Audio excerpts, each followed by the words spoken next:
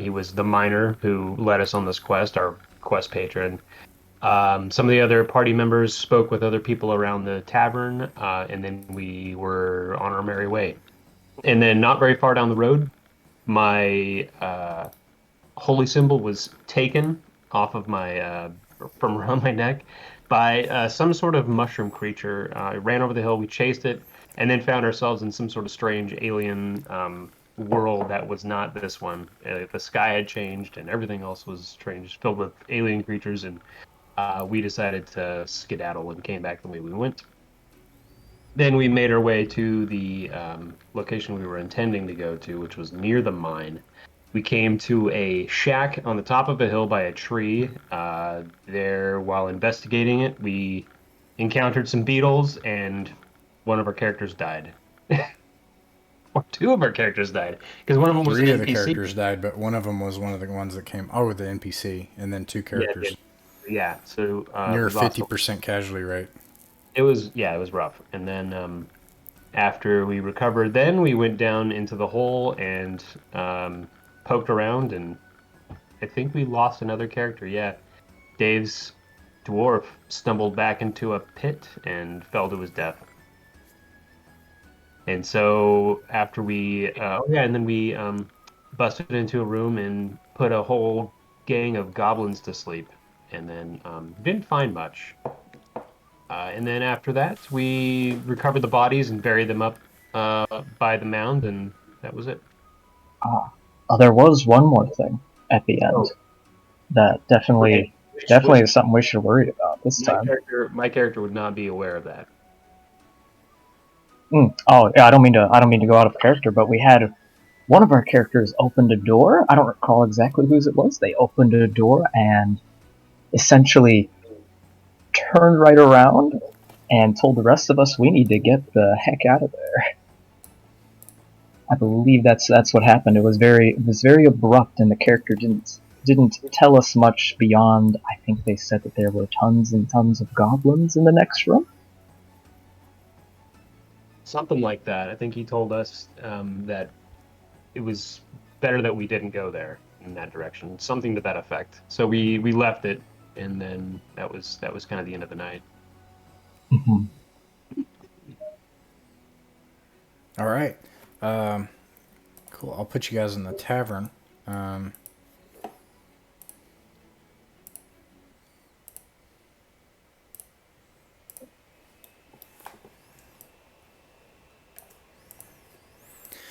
um,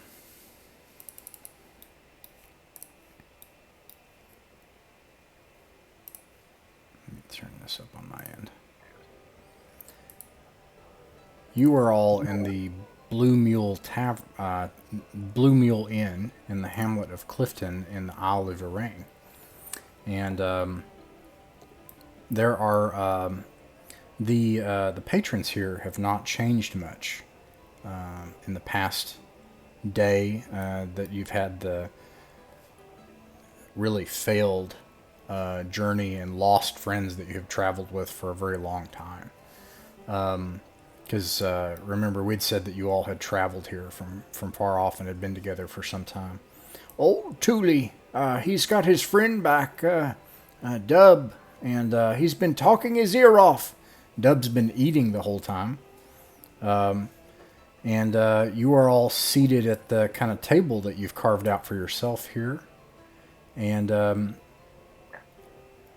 what do each of you all kind of like look like, and what is your demeanor, personality in a sentence and a half? Starting with Broke. Um, Tall, younger. I guess I would say younger relatively. Maybe I'm in my 30s. Man of the cloth. Um, and I have a mustache, and you all know me as pretty devout. And my whole goal and reason for adventuring is to build up enough money to raise a temple somewhere in honor of the light. That's kind of my story. All right. Yeah, like I would imagine this previous night, um, Broke, you know, like he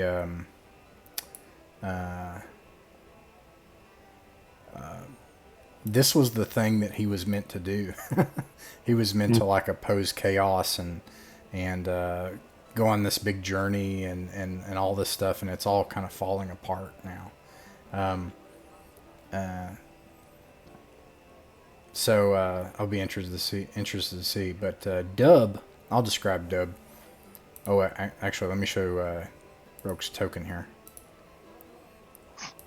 And then you've got Dub. Dub, they found him in the hole.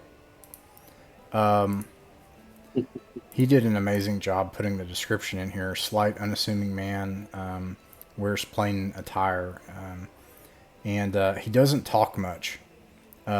He just kind of he struggles to communicate, and it's a very simple and quiet man. He was one of the miners here. What you're able to get from Dub is that he had worked out a deal with an elf that had come a being from another world, is at least what was claimed. Which, I mean, you could believe him now. I mean, you've seen goblins and things. So, they promised him a great deal of money if he would work on a different project, and it all went to hell. And he saw a lot of the miners get killed, and he saw all these creatures, and then started to run. He ran from this elf and the goblins who tried to kill him. That's basically what happened. And that's why he was. Anyways, and then you've got Fletcher, who traveled here from the west, traveled here from the province of Duin Fin along the northwest coast. Yeah, Fletch, he's pretty young looking. He's probably, early 20s, just barely got his stubbly little goatee that's all he can grow, so he keeps it. And he's kind of out in the world. His family owns a big tavern kind of back home, and his brothers all work there, but he's actually been tasked to get out and find like the next big ingredient to kind of set their tavern on the map. So he's kind of looking for rare ingredients as he travels about the world, and accidentally falls into the other world here and there as he goes. So did you tell them that? Yeah, I would say that's a pretty well-known thing for anyone who's probably been in and out of the travels of this particular group as they've gone about. Fletch would probably be somebody that you see in and out of taverns talking more so than adventuring a lot of the times. And then when he does make the odd stretch to join you, you'll find he's quite cowardly. So you told them about what happened when you fell into that strange place? Oh yeah, he would be bragging about it, that he made it out of that just odd situation. He's been to the Otherworld twice. One he brags quite a bit about, where he found this fountain filled with otherworldly riches, and another that he doesn't talk so much about, where they kind of entered the Otherworld unexpectedly and found that one of their friends had fallen for just a few minutes, but when they found him, he was ages older. So yeah, any stories Fletch would tell of the Otherworld would be wrought with mystery and hints of woe. Do you mention the woman in the ice place with the fountain? So I remember her. Out of character, I know out of character you told me she died. Would that be something Fletch had been made aware of kind of through the grapevine? Do you all tell him about the people that died? The people that have died on our journey? On the journey, yeah, to the burial mound. Oh, absolutely, yeah. Yeah, in that case, Fletcher, you would recognize the woman they described. That's exactly the same deal. They offered, she offered them a deal that she could provide magical powers, if only, and expertise, if only any tales of what they did would be accredited to her only, under the binding power of a magical guess. And they agreed to it. And that's exactly what the woman did to you.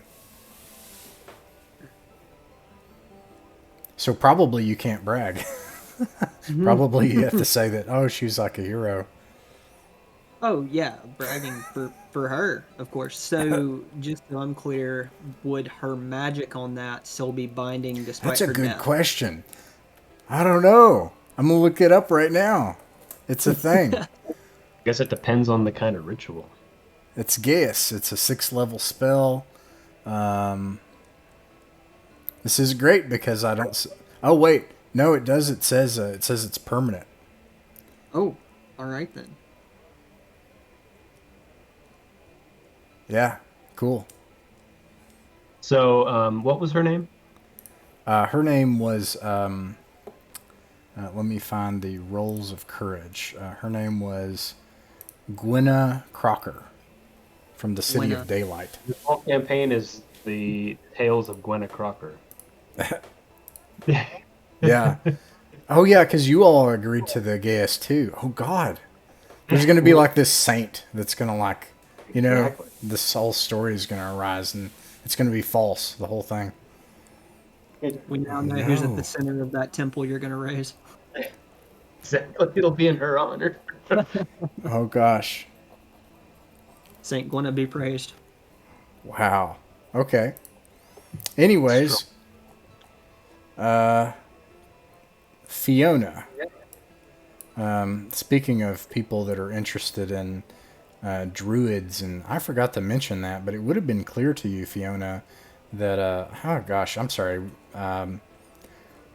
Lady Crocker was also a druid, actually, or a follower of the old ways. She was not a follower of the light. Even as exquisitely dressed as she was, a druid. Yeah, it's a tolerant place. It's the Celtic Isles as they should have been, and so Hmm.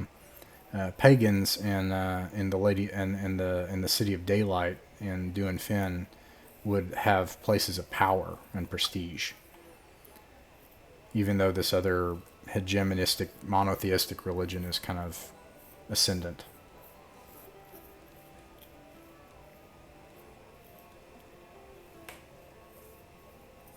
Huh. Okay. Speaking of Fiona, I'll do her introduction now, Yeah, yeah. and she is almost a middle-aged woman. She's cloaked in furs and even carries around a large deer skull as something of her past she carries with her. And she adorns herself with small charms made of bones and feathers.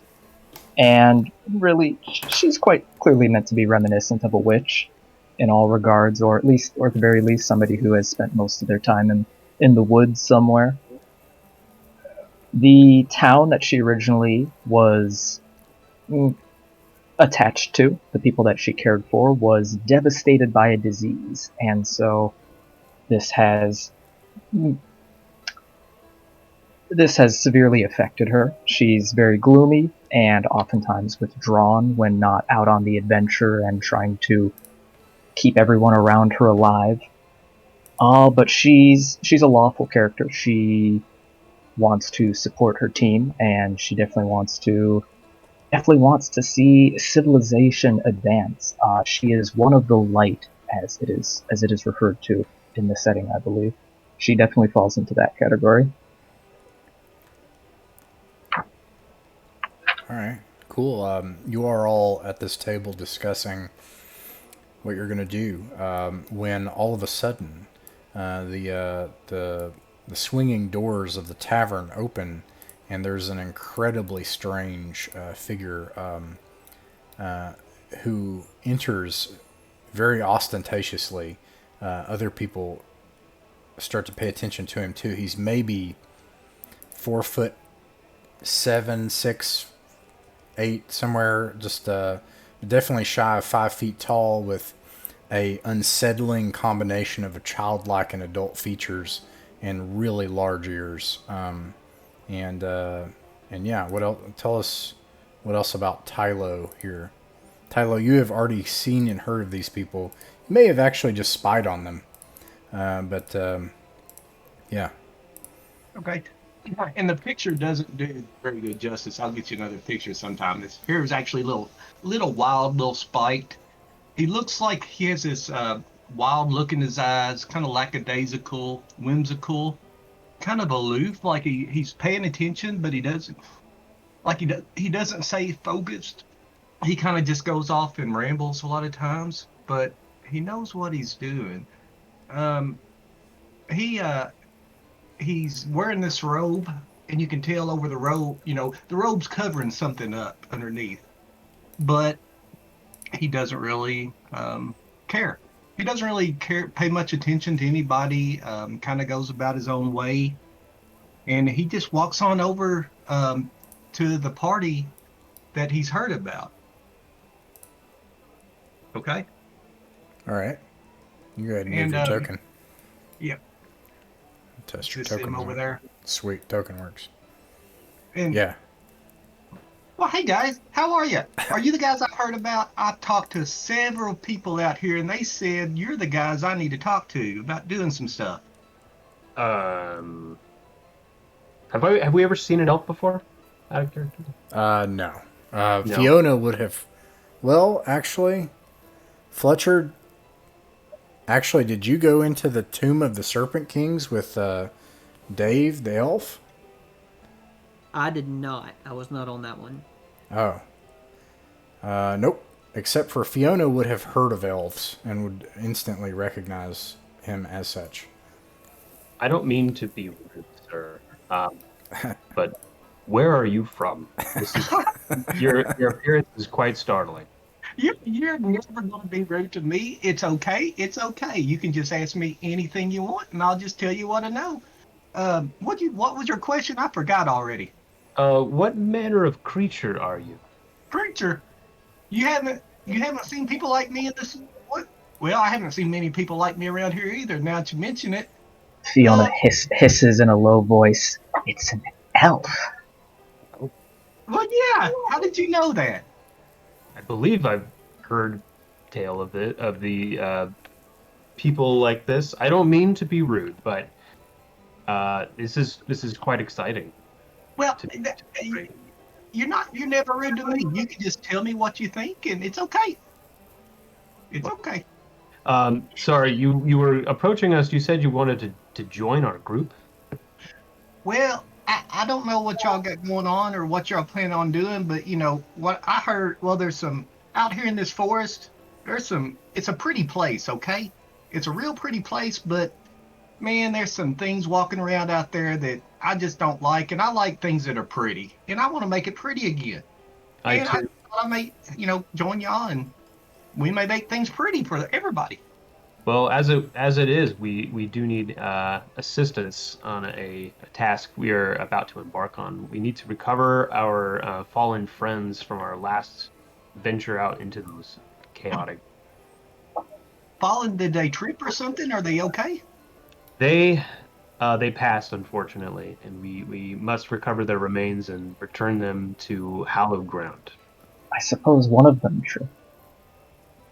But why in Gwenna's name do we actually need to go get them? They fell. Why do we need to bring them? The ground in which they have been temporarily buried is riddled with chaos, and I just cannot stand by the fact that they would be buried in such a place.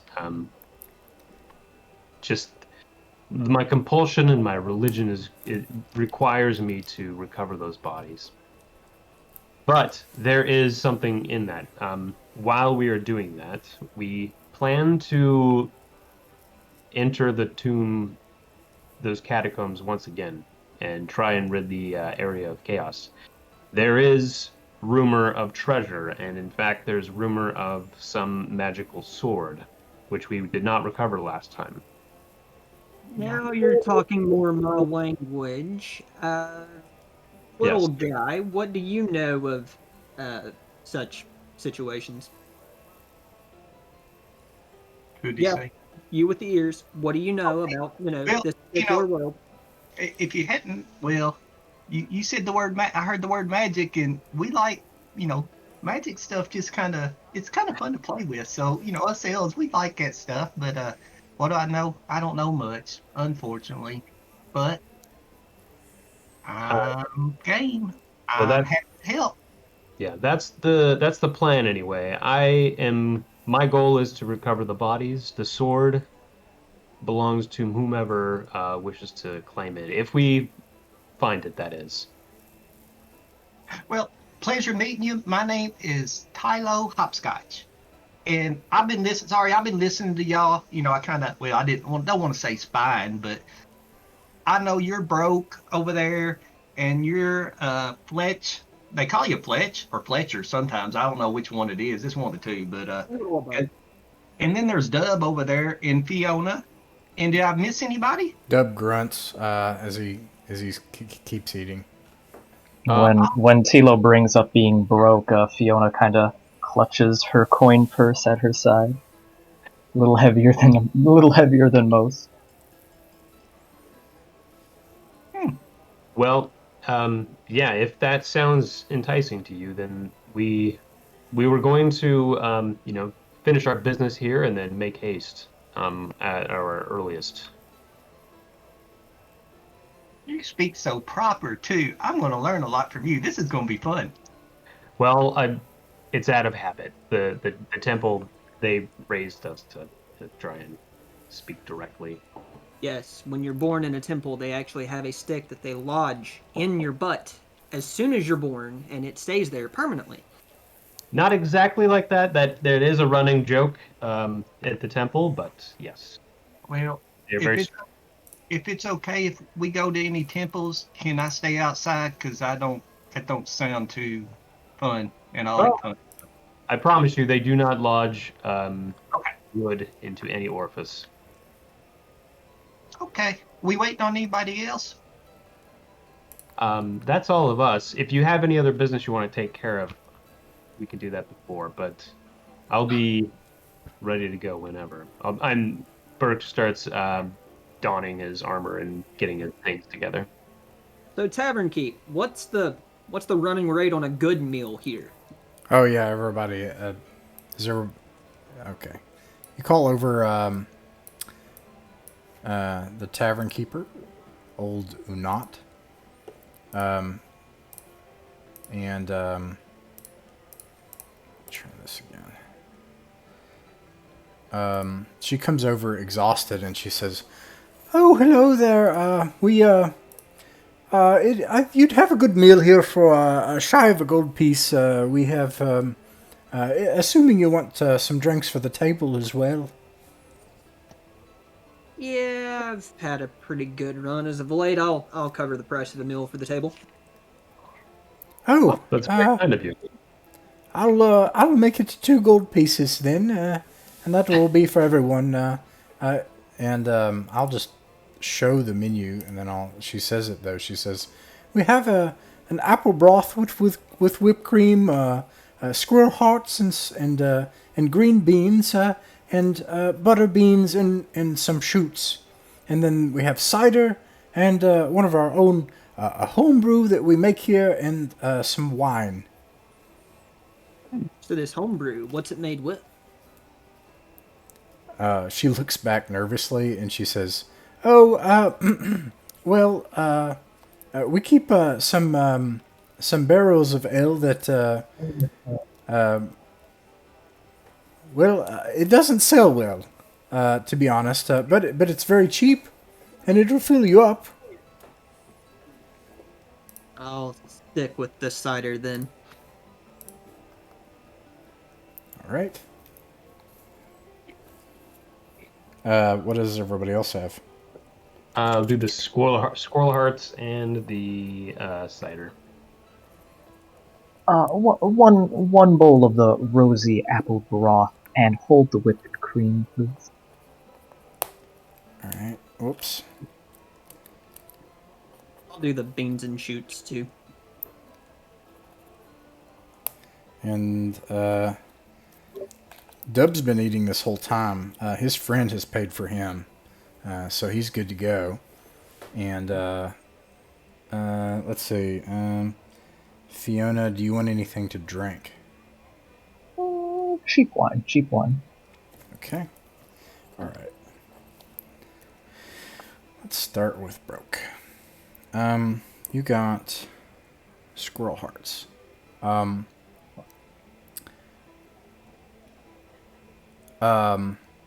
You eat these squirrel hearts. She brings all this food out. It takes about an hour. She eventually, because she comes out with all this different food and drink for the table, but it's still early in the morning. The squirrel hearts are these little black lumps like this, and they're breaded, and they're kind of just piled up with the beans. When you start eating them, though, it's really hearty. Like you can just feel that protein in it, and so you can skip one rest in a dungeon, but nobody else can. And then you got the cider, and the cider. I'm going to come back to the cider. Fletcher, you had beans. Yeah. The same thing. You just ate the beans part. So you can skip a rest. Wait, no, you had the butter beans. Is that what you had? Yeah. Ah, okay. The butter beans are like really hot, and there's a lot of them. And it's a really heaping plate of food, actually. And you find it really fills your belly. And makes you feel you were maybe a little peaked, just kind of flagging before, but it just makes you feel great. Like you had a big hearty meal, and so now you can increase your treasure load. I use the like basic generic encumbrance. So when I say you're with treasure, you can have another thing of treasure. Like you can basically, if I say like this is how I kind of abstract it. Like 3 people would carry treasure here, and then you'd be with treasure. Or whatever. In this case, you can do that twice. Nice. Yeah. And then Fiona, you got the broth. Oh, nice. The so you don't take the whipped cream, but you drink the broth. Is that right?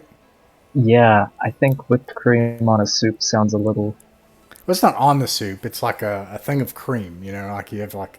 You have like a apple broth, which is interesting anyway, and then you have cream on the side. But yeah, it's fine. So you sip the broth, and it's really hearty, but like it's also it's like sweet, if you've ever had like chicken with applesauce, you know, like so it's savory and hearty, but also sweet, and it makes you kind of drift off a little bit in. Remembering happy times and good times in your life, and so you can add +1 to an attempt to for hiring a retainer for your reaction roll. Okay. Once, and then let's see, I'm missing one. The cider. The cider has the same effect. Just it's probably the best tasting drink at the table. Whether anybody else drinking the wine knows that or not, it is really good, and so you can take a +1 forward, to use Dungeon World terms, to your next reaction roll. And then let's see, somebody got wine. The wine, on the other hand, has like a bitter, dry kind of taste to it, and it's sort of been, it's flat and open, and it's been opened for a while, and it makes you kind of, who had the wine? Theo had some at least. When you start drinking the wine, it sort of brings you on this journey where you've had in the meal, as you're talking about what you're going to do, and you're talking to the elf and everything, and you're eating all this food. You think of happy times. The wine brings you back down, and it's more bitter and dry, and it makes you also remember kind of this darker voice of regrets and pities, and you take a -1 to your big wisdom score, but a +2 for listen at doors for your next check. Okay, a real roller coaster of emotions. Yeah, you just Fiona's just all over the place today. It just I don't know. This feels weird. Laughing to herself and then frowning. Yeah. I mean, you all had a traumatic experience yesterday. Anyways, that's the food. And let's see. Do you want to try to talk to anybody to gather rumors, or hire anybody, or you just want to hit the road? It's currently morning. If no one else is interested in retainers, Ross, you mentioned the potential to find weird stuff for sale in town, I think? Yeah, you've seen some other buildings in town. Let me see here. Oh no, where's my town map? Uh-oh. Give me a moment, I lost my town map. Clifton.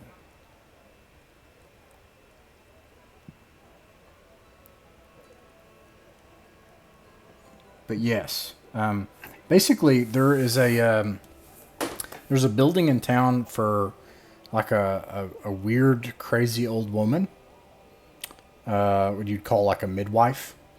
And there's the bailiff in town that handles all like the administration of the town. And then there's a guard tower. And gosh darn it, here we go, finally I found it.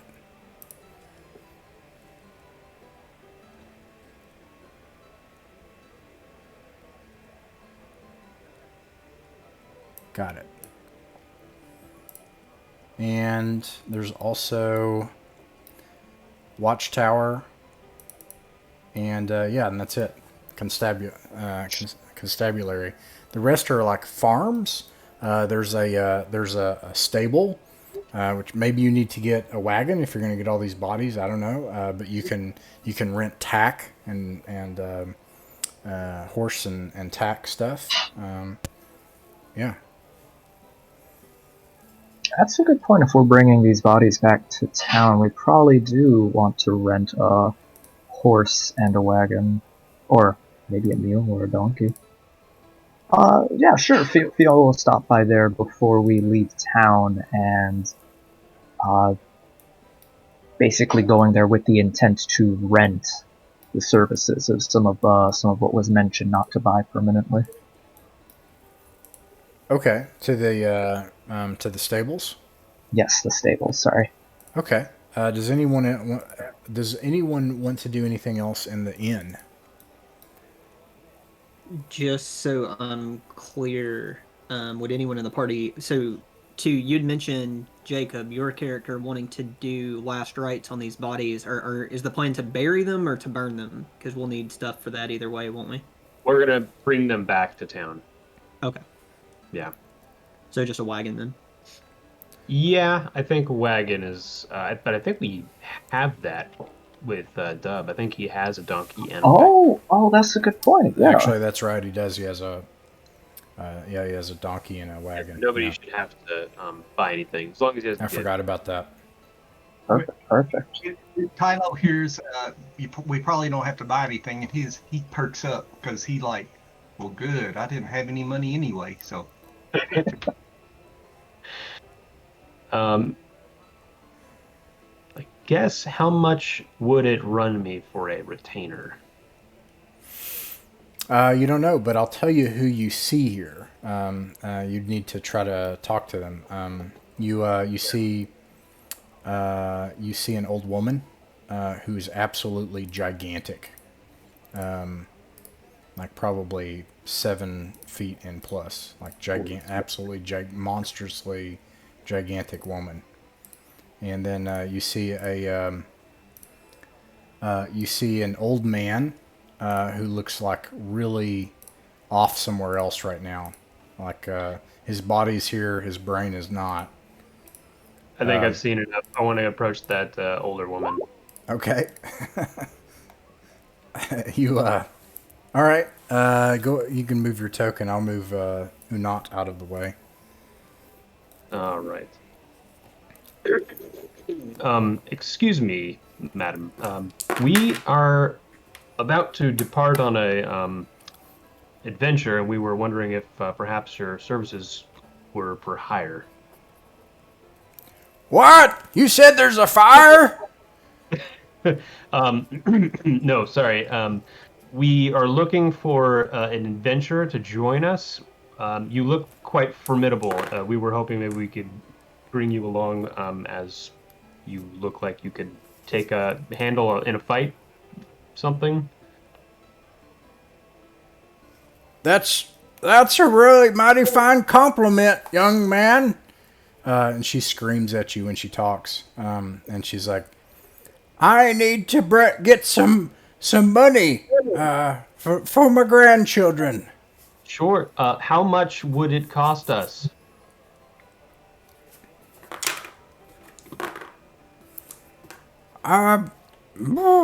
Also, what's your charisma modifier? I'm on 0. Okay. And you had a plus 1 from that one thing, right? Just for one reaction roll? Oh, right. For the cider? Yeah. Okay. Yeah. Gosh darn it, where is it? Here it is. She says, you ask how much, and instead she says, that's a good offer. I'll take it. All right.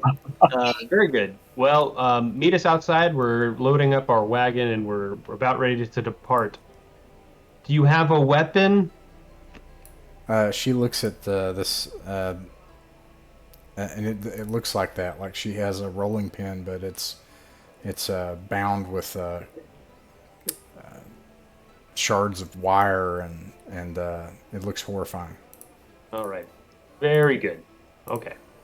And I will inform the rest of the party that we have some assistants joining us today.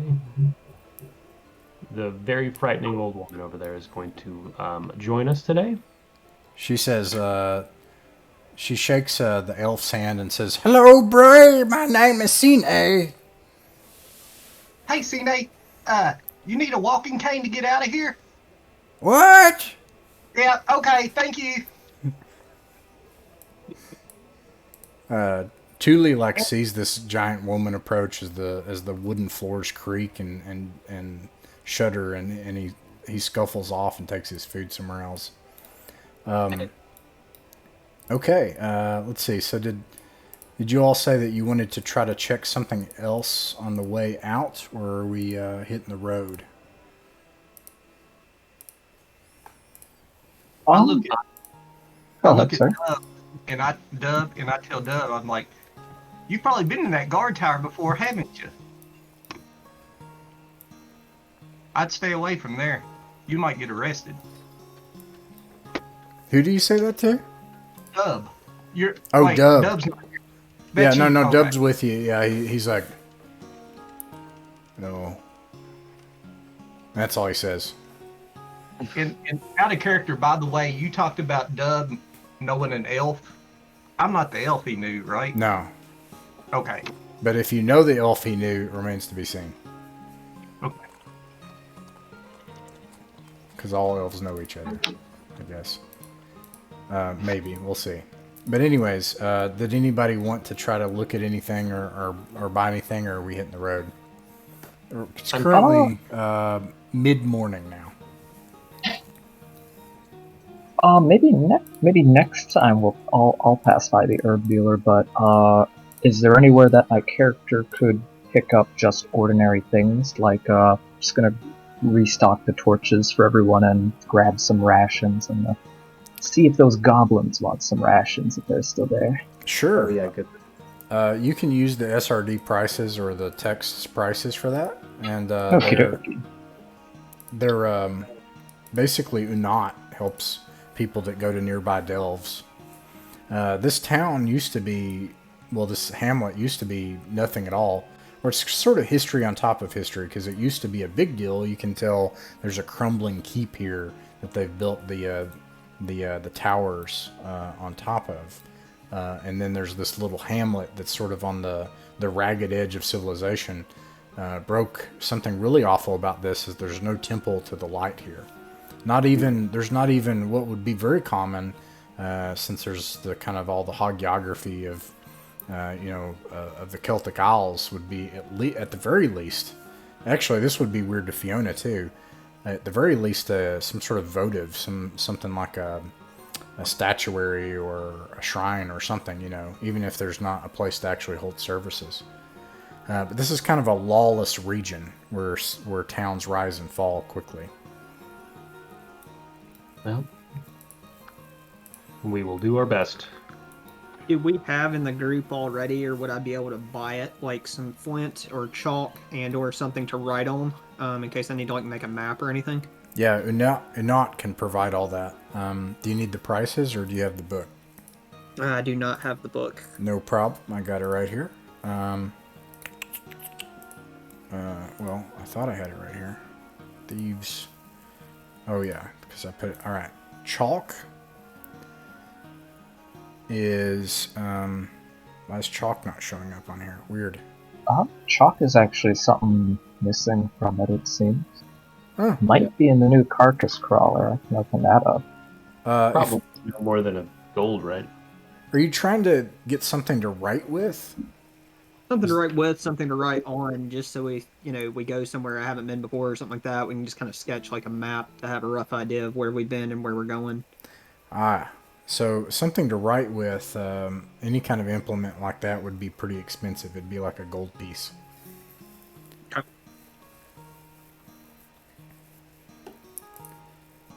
All right, anything else?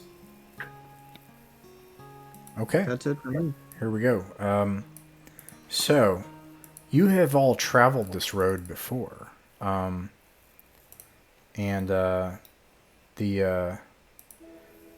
There's this main road that goes through. There's basically these two large ridge lines with mountains that's sort of in the central part of the island of Irene, and called the Rift.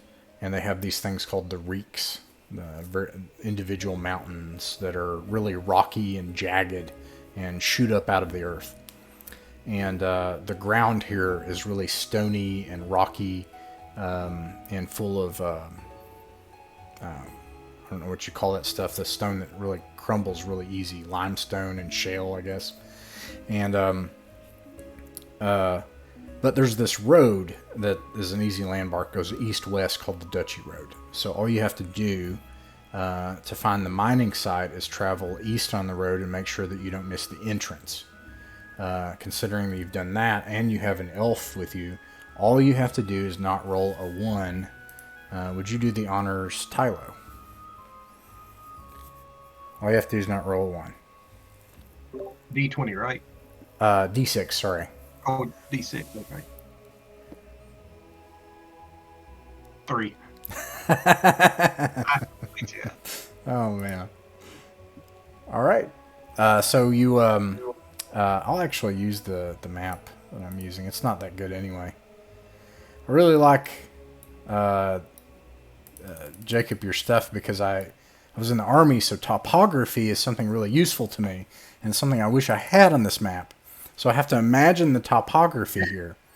It takes a long time to do that. Because it's important. There's basically this hill. Antival is on top of a hill. And then you have kind of a valley. And then I would put the lines farther out until you get to the base of this reek here, to the northeast of Clifton. And then from Antival, the road goes up on a ridge line. So it'd be something like, well, come on, roll 20. It would be something like this, where it goes up on a long ridge line. So you're kind of at a low point, and you have to kind of travel up on this hill. That's kind of what happened when your cross got stolen down the road. Is you were on the backside of this thing on the road, and so the day you can feel the pressure dropping as winds start to pick up. You can tell in the next couple of days there's probably going to be a storm, and otherwise it's a fairly nice day, and you're able to find the old abandoned mining equipment off the side of the road. That's the telltale sign that this was the mining site where old Thule and his friends were. and able to make it to the Mound.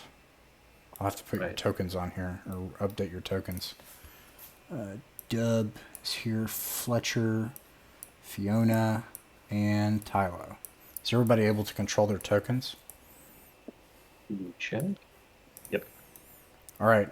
I have a question about this. While we're here, I'm not sure if you were going to give us a description, but when we arrived here, I'm not sure if we had asked if the tracks of the mining equipment, if they continued on elsewhere, or if everything just ended and finished in this area. Well, the place where the mine is, so this is off away from that, and it's kind of more overgrown. They weren't actively mining it. And in fact, as you discovered, this is in fact not actually a mine. Like, this is part of some older structure that pre-existed this. And the structure itself is not a mine. It's something that had existed there for a long time. But are there other mines? First of all, what's the area look like? The rest of the area around this is this kind of like stony, rocky, overgrown scrub valley.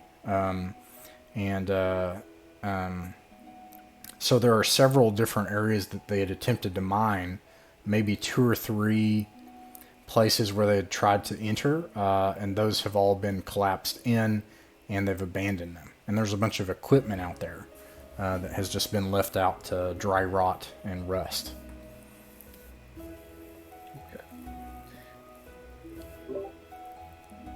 Tylo asked the group, he's like, so we're looking for some bodies, some people that passed recently. Yes. Were they inside or outside? Were they underground? Did you talk about the mines, or were they died? We're in the area. I'm gonna actually begin working and uncovering them. If you'll lend me a hand. But just to give you guys a heads up, we had approached this cabin that's up on the top of the hills, and this is where we were attacked by giant insects and lost some of our friends here. So this is the scene of the incident. Hey, Daryl. My brother Daryl and my other brother Daryl. You hadn't heard that. Anyways, yeah, so what did you say you were going to do with these bodies? I'm going to recover them and then load them into the wagon. Wrap them and then load them into the wagon. All right. Priest, friend. Jacob, remind me of your character's name? Burke. Burke. Would it not be wise to, and he kind of speaks in a lower tone, ask your old lady friend to go investigate the area just in case something nasty comes back out? Yes, actually, that's probably a good idea. I'm sorry, I didn't catch her name. What was her name again? She's your grandma. Cine. Cine, that's right. I would have tried to commit that to memory. Cine with an S. Also, Madam Cine, we could use your fighting prowess and size in this situation. Could you perhaps go take a look in the cabin and just make sure that we're safe? Perhaps. I don't know what my stockings have to do with it. I'm sorry. Could you go and take a look at the cabin on the top of the hill for us? Okay. Tylo waves his hand and pokes her on the shoulder. Well, is she moving up that way? Okay, never mind. Sorry. No, go ahead. No, go ahead. I'm going to poke her on the shoulder. Sign language. Walk up there. Hey, Daryl, do you want to hop in? Dave, I don't know if he's going to make it. He said that he's late, but he's not made it so far. You want to hop in with your character? Can you hear me? Oh, Daryl, you're muted. Oh, whoop. No, I'm just going to listen, thanks. All right, no problem. Probably going to fall asleep soon anyway.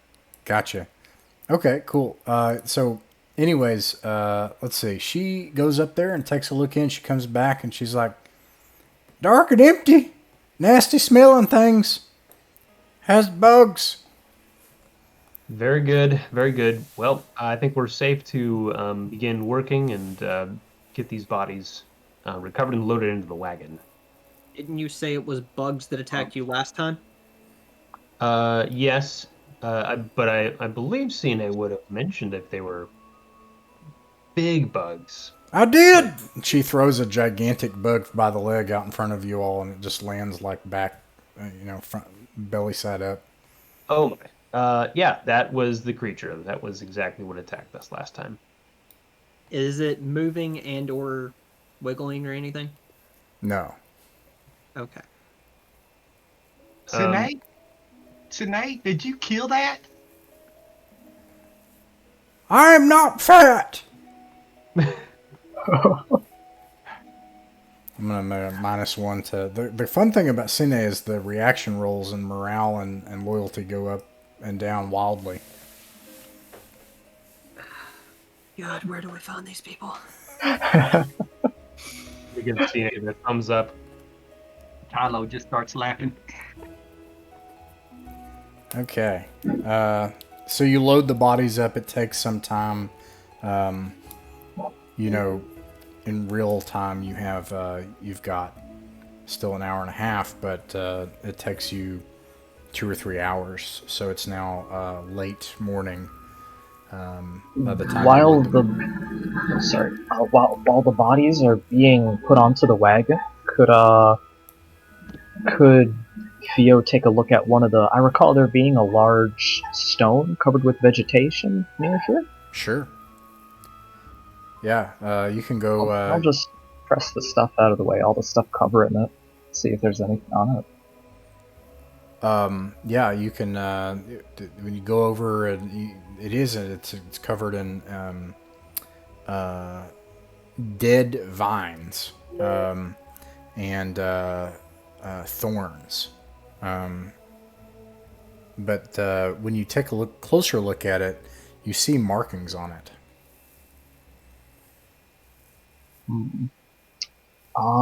Theo will grab one of her daggers and she'll do as good a job as she can cutting away any parts that have thorns on it that might hurt her.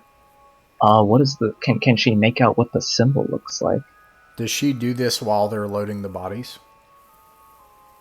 Yeah, she'd be doing this while they're loading the bodies. All right. Yeah. All right. So I think you could make an intelligence check. Okay, well, I have a 17 in intelligence. Let me roll that. 16. Is that under your intelligence score? Yeah, that should be a success. I got a 17 intelligence. Oh, sorry. Yeah, nice. Okay, yeah. You do recognize these markings. These are. This is the pre-alphabet of the time when the Serpent Kings ruled the islands. So this structure here existed in that time. One of the odd things about this is that this is basically a plinth. It should be much larger, but you can also tell that the top of the plinth has not been cut. The stone hasn't been cut. So what that means is somehow this structure has sunk and tilted, like a whole structure. And anyways, the markings are a warning. It looks like somebody had put that here and then left as a warning to someone else. And the really cool thing is that do you have read magic? Unless I automatically have read magic, I do not. Well, if you could record this, you think you might be able to use it. Some of the... Theo will call back to Fletcher. Fletcher, you procured some sort of writing instrument while we were in town. Might you drop that body on the cart real quick and come assist me over here? He just kind of lugs the body and pops it down, unsure of who it was or why they smell so bad. if that was a before or after death situation. But he walks over, and you said, just so I'm clear, this was an alphabet of a serpent race. It's it's not an alphabet. It's I don't know what you call it. Glyphs, like symbols. Pictographs? Yeah, that it does convey meaning, though. It is a warning, but also, like many things from its time, also includes allusions to things from the past and winds its way into a pattern of three, and that includes references to magic. Fiona knows then that maybe this could actually be used to produce something that could call on that magic if it could be recorded and studied. Yeah, yeah, and he's kind of looking it over, but gives Fiona a piece of paper and his whatever he grabbed, I guess a flint or something to write with. Fiona will thank you, and she will record it both on the piece of paper you give her, and she'll hand that back to you. And then she has some spare spell books. She'll copy it into. Oh, where did I write it down? I'll copy it into Naphtha's spellbook, which I saved last time when he was felled. It'll probably take some time to do all that anyway. It'll probably take like a week to study it and then figure out what you could do with it and what it might actually, what it might mean or provide. It's been killing me since last session. I had to know what was on that stone. Yeah. Thank you. It'll take some time to kind of figure out what it is. All right, what is everybody else doing? So we've loaded the bodies. They're ready to go. Are we going to go back to town, or do you guys want to go into the hole up there? Oh no, we're gonna. Well, we have a couple choices. We can carry on forward and see if we can find the entrance to the mine from a different area, or we can go into the hole here, provided we have rope, and then descend and enter that way. It's really up to the party, though. Well, I do have rope. I'm cautiously optimistic to see what we could find. But, of course, that means you taking point, or we could just have, Granny take the lead for us. You tell her kid's down there or something. She'll totally go away. The caveat is that last time we were here, which in game time, was that yesterday? Yes. Okay. There are likely still a group of goblins down there. We did not kill them. We just put them to sleep with magic. So there's some danger to be encountered. I'll do my best to point out any traps that we have uncovered. Then there's the door that we didn't enter, that we were told by another member of the party not to enter. So this one, maybe we've run its course on this entrance. Maybe we go and look at the other entrance to the mine. Just a heads up. You lose me at goblin. Yeah, there is goblins. It's not ideal, but Cine's here. Big ears. What can you do in a fight? Well, I can stand in the back and clap and cheer y'all on.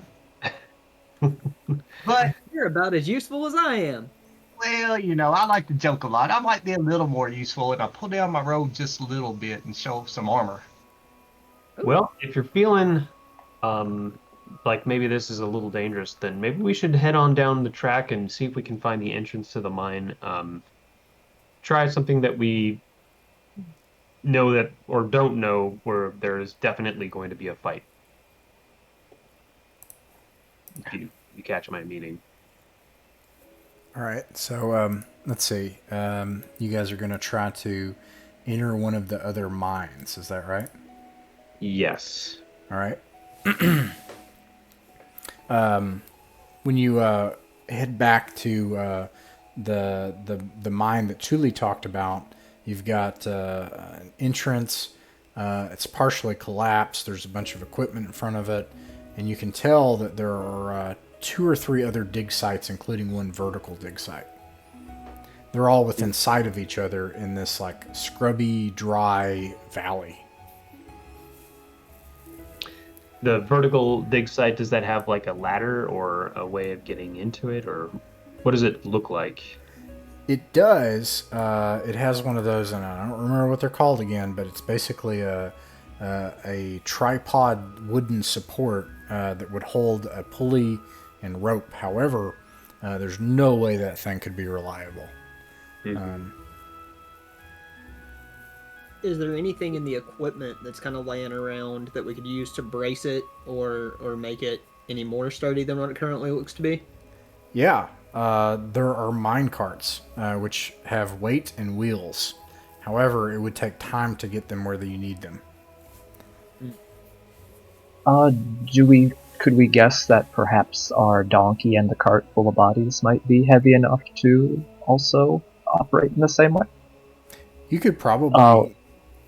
I mean, first of all, you find, as far as anchoring a rope, that's not going to be hard. You can find a place to reliably anchor a rope. Does anybody have a rope? Yes, we do have a rope. Yeah. All right. Are you looking at the vertical mine? You said there were 3 entrances. One of them's partially collapsed. Another is open. The other. So let's see. Hold on just a second. I have to visualize it for myself, and then I'll put it this one right here. And Tyler's looking for secret entrances. So there is, and I can draw it on roll 20, something like this. So if you have like a road, oops, why didn't it stay? And then it's clear that like the path is beaten down here, and there's a bunch of old equipment and stuff. And then this leads to like a main mine entrance where there's a bunch of equipment out in front of it. And then this burial mound is over in an overgrown area on a hill with a tree, with a shack. And then there's like there are digs, basically like digs. Like there's one that's a vertical dig that has one of those things, and again I can't remember what they're called. And then there are 2 digs that go down, and I don't know what they're called either, but they're basically like they have reinforced. They've put those wooden reinforced like struts, but it's not an entire mine. But as far as what's in them, you don't know. This one's partially collapsed, but you can still make it in there. What do you all take a look at as far as looking in them? It will take you. Oh, go ahead. If you take the time to look at them, it will take. I have a thing for that. I don't. Okay. Searching. It will take about an hour. No, 30 minutes. I think it's worth it to take a peek at everything. Okay. In that case, you all can make... everybody can do this. You can make search checks. Everybody can roll a d6. Oh, right. And then I'll tell you what you see anyway. And while you're all rolling, I'll take a look at the rolls in a second. But the main mine, it looks like you can't look any further in it without going in there, but it's overgrown. Some stuff has grown up into the entrance, but it still has. You can make it past the obstructions. You'll need to climb over it, and then it'll be dark on the other side. These little delves here, it looks like they're probably collapsed. I'm going to look at your roll in a second. This vertical one, it goes down deeper. So like 20, 30 feet deep. So you would need, and you hear water. So you'd need to try to go down and see what's down there. Let me look at your rolls. What do we got? 3, 5. What did Oh, you got? A 5 I rolled a 5. and a 5. Okay, and that's all you all see. Now, it's not for secret doors, is it? Because L's got kind of an advantage. Ah, I get a 2 in 6 chance for finding secret doors. you do not notice anything. Yeah. You can tell, however, that this place is unsettled. Like there's this sort of like natural state to things, and something here has been unsettled. That's When what you say Tyler would know. go ahead. When you say unsettled, you mean the area's been disturbed? Yeah. Yeah, Okay. like yeah. I mean, obviously they're set up mines and stuff, but something is not in the natural order of things here. But you don't see Did any we doors. see any other markings or anything in like what we saw from that stone earlier? No. The stone just had a warning written on it, and that's like specifically for this burial mound over here. So I don't think that would. I feel like that wouldn't apply to the rest of the mines, and the mines are definitely a lot more recent in construction. After our investigation, does one of the sites look easier? Looks like it would be easier to go down into? Does one look easier than the other? Yeah, and actually, I'm sorry, based on your search, based on your checks, these don't look like they would. They look like they're like you wouldn't be able to access them. This one you would need to get down into it to see what's in it. This one, it's kind of the same thing because it's caved in part of the way in near the entrance, but you can climb over the area where it's caved in from the ceiling and see what's on the other side. It'll be dark there. Okay. Well, The big risk I'm thinking, with any of our options here, guys, is that unless we're able to put extra time into our preparation, it'll definitely be dangerous if we have to make an all-out escape. Some of these we're going up a rope, or presumably, or we're going to be squeezing through a tight little bit. These all. That's what's striking me first about this. sure. I think that the risk is a little bit less in the main entrance where it's just partially collapsed and we have to climb over. Traverse a little bit I of rubble. agree. I'm willing to light a torch, climb over there, and then give the all clear from the other side. Before you do that, do you think we should like throw something in there just to see if we stir anything prior to you climbing in and being all exposed? Sure, Yeah. we've tried that once before, and it was actually fruitful. So we can give that a shot. I'm gonna Well, pick up real a. quick, wait. I can see in the dark. Does that help? So we'll Uh, throw him in there. Well, Oh. I don't know if anybody else can see in the dark, but I can. Yeah. What do your elves eyes see? Well, I might. Okay, I'll go take a peek, but y'all don't make any noise when I'm in there because I don't want anything trying to jump me. Okay? Sure. Bad names, no promises. Uh-oh. Sine, be quiet. I'll find it. Don't worry. She screams. Crawl in. And One entrance. she clubs her wire bound rolling pin. And let's see. Okay. The fun thing is that this is theater of the mind. So let's see here.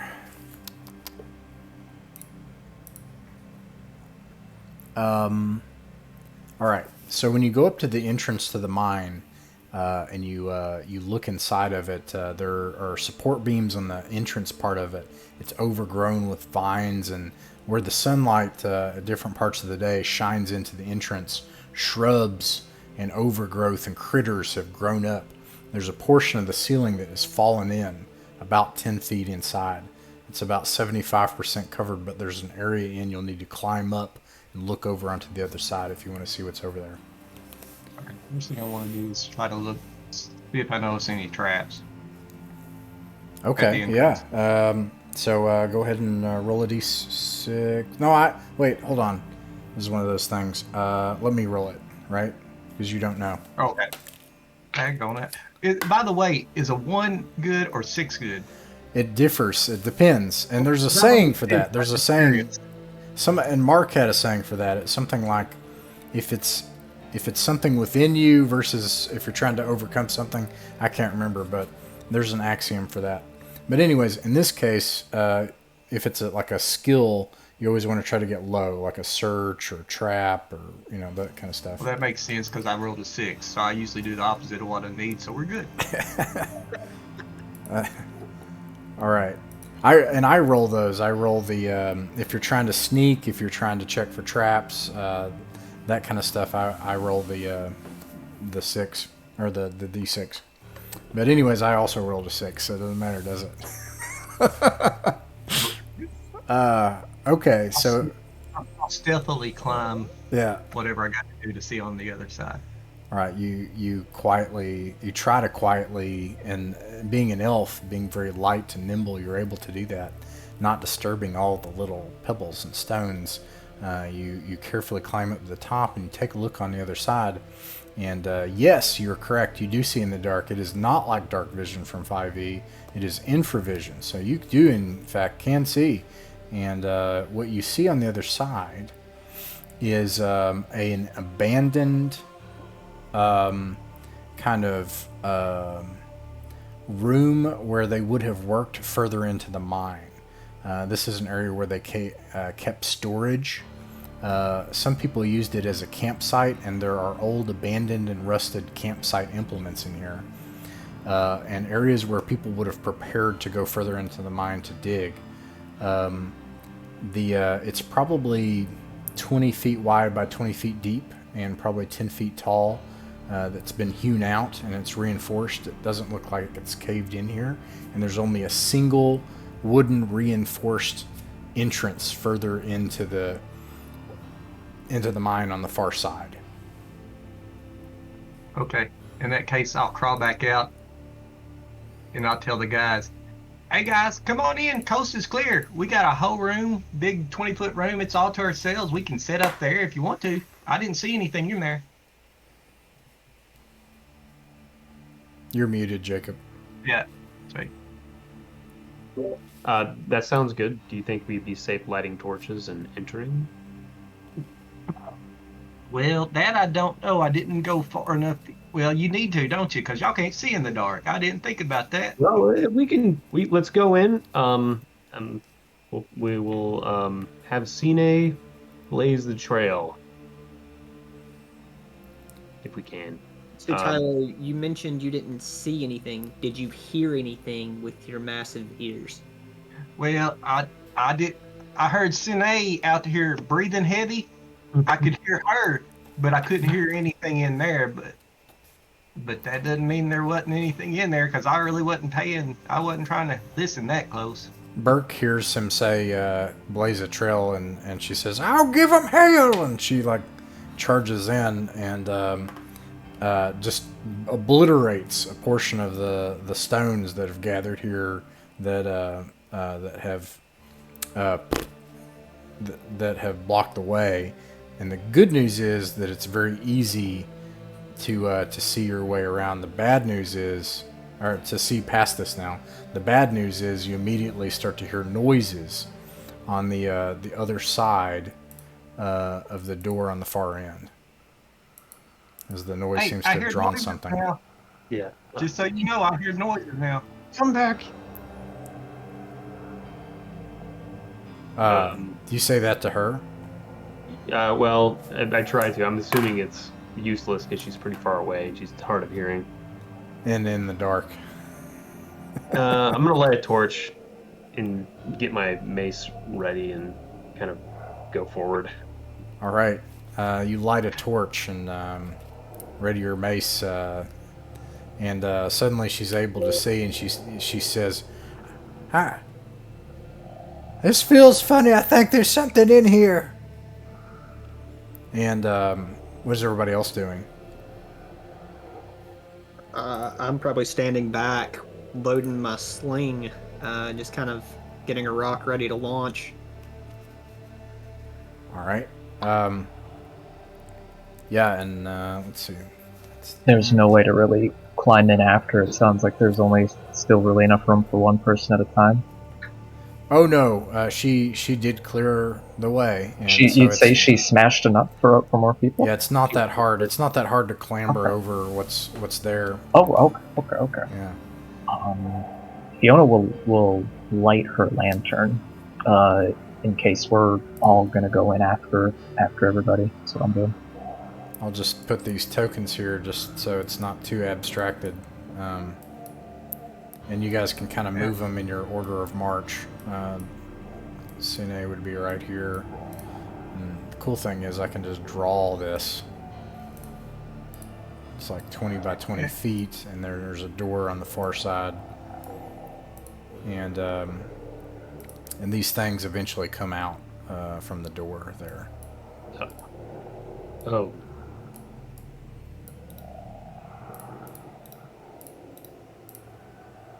And how far away are they? I'm about to find out. All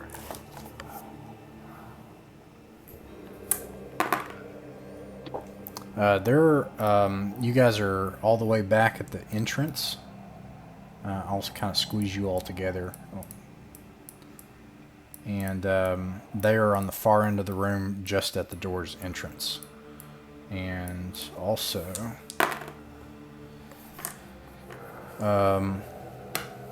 they stumble through the door, and they don't seem that sentient or cogent. They just seem to just like clamber right through the door, and you already see them in the torchlight. Let's see. Chris, roll a d6 for surprise. 2. 2.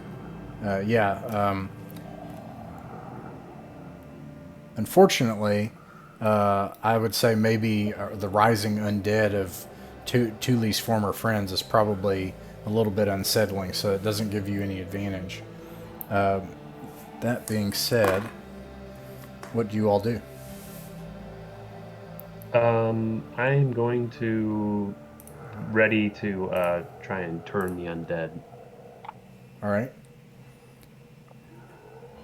And so, is the distance between us? Can they close that within a round, or is it looking at 20 feet? That's it. Oh, sorry. Yes. So the problem is the length of the room. So yes, they can make it to the other end of the room when they move. Yes.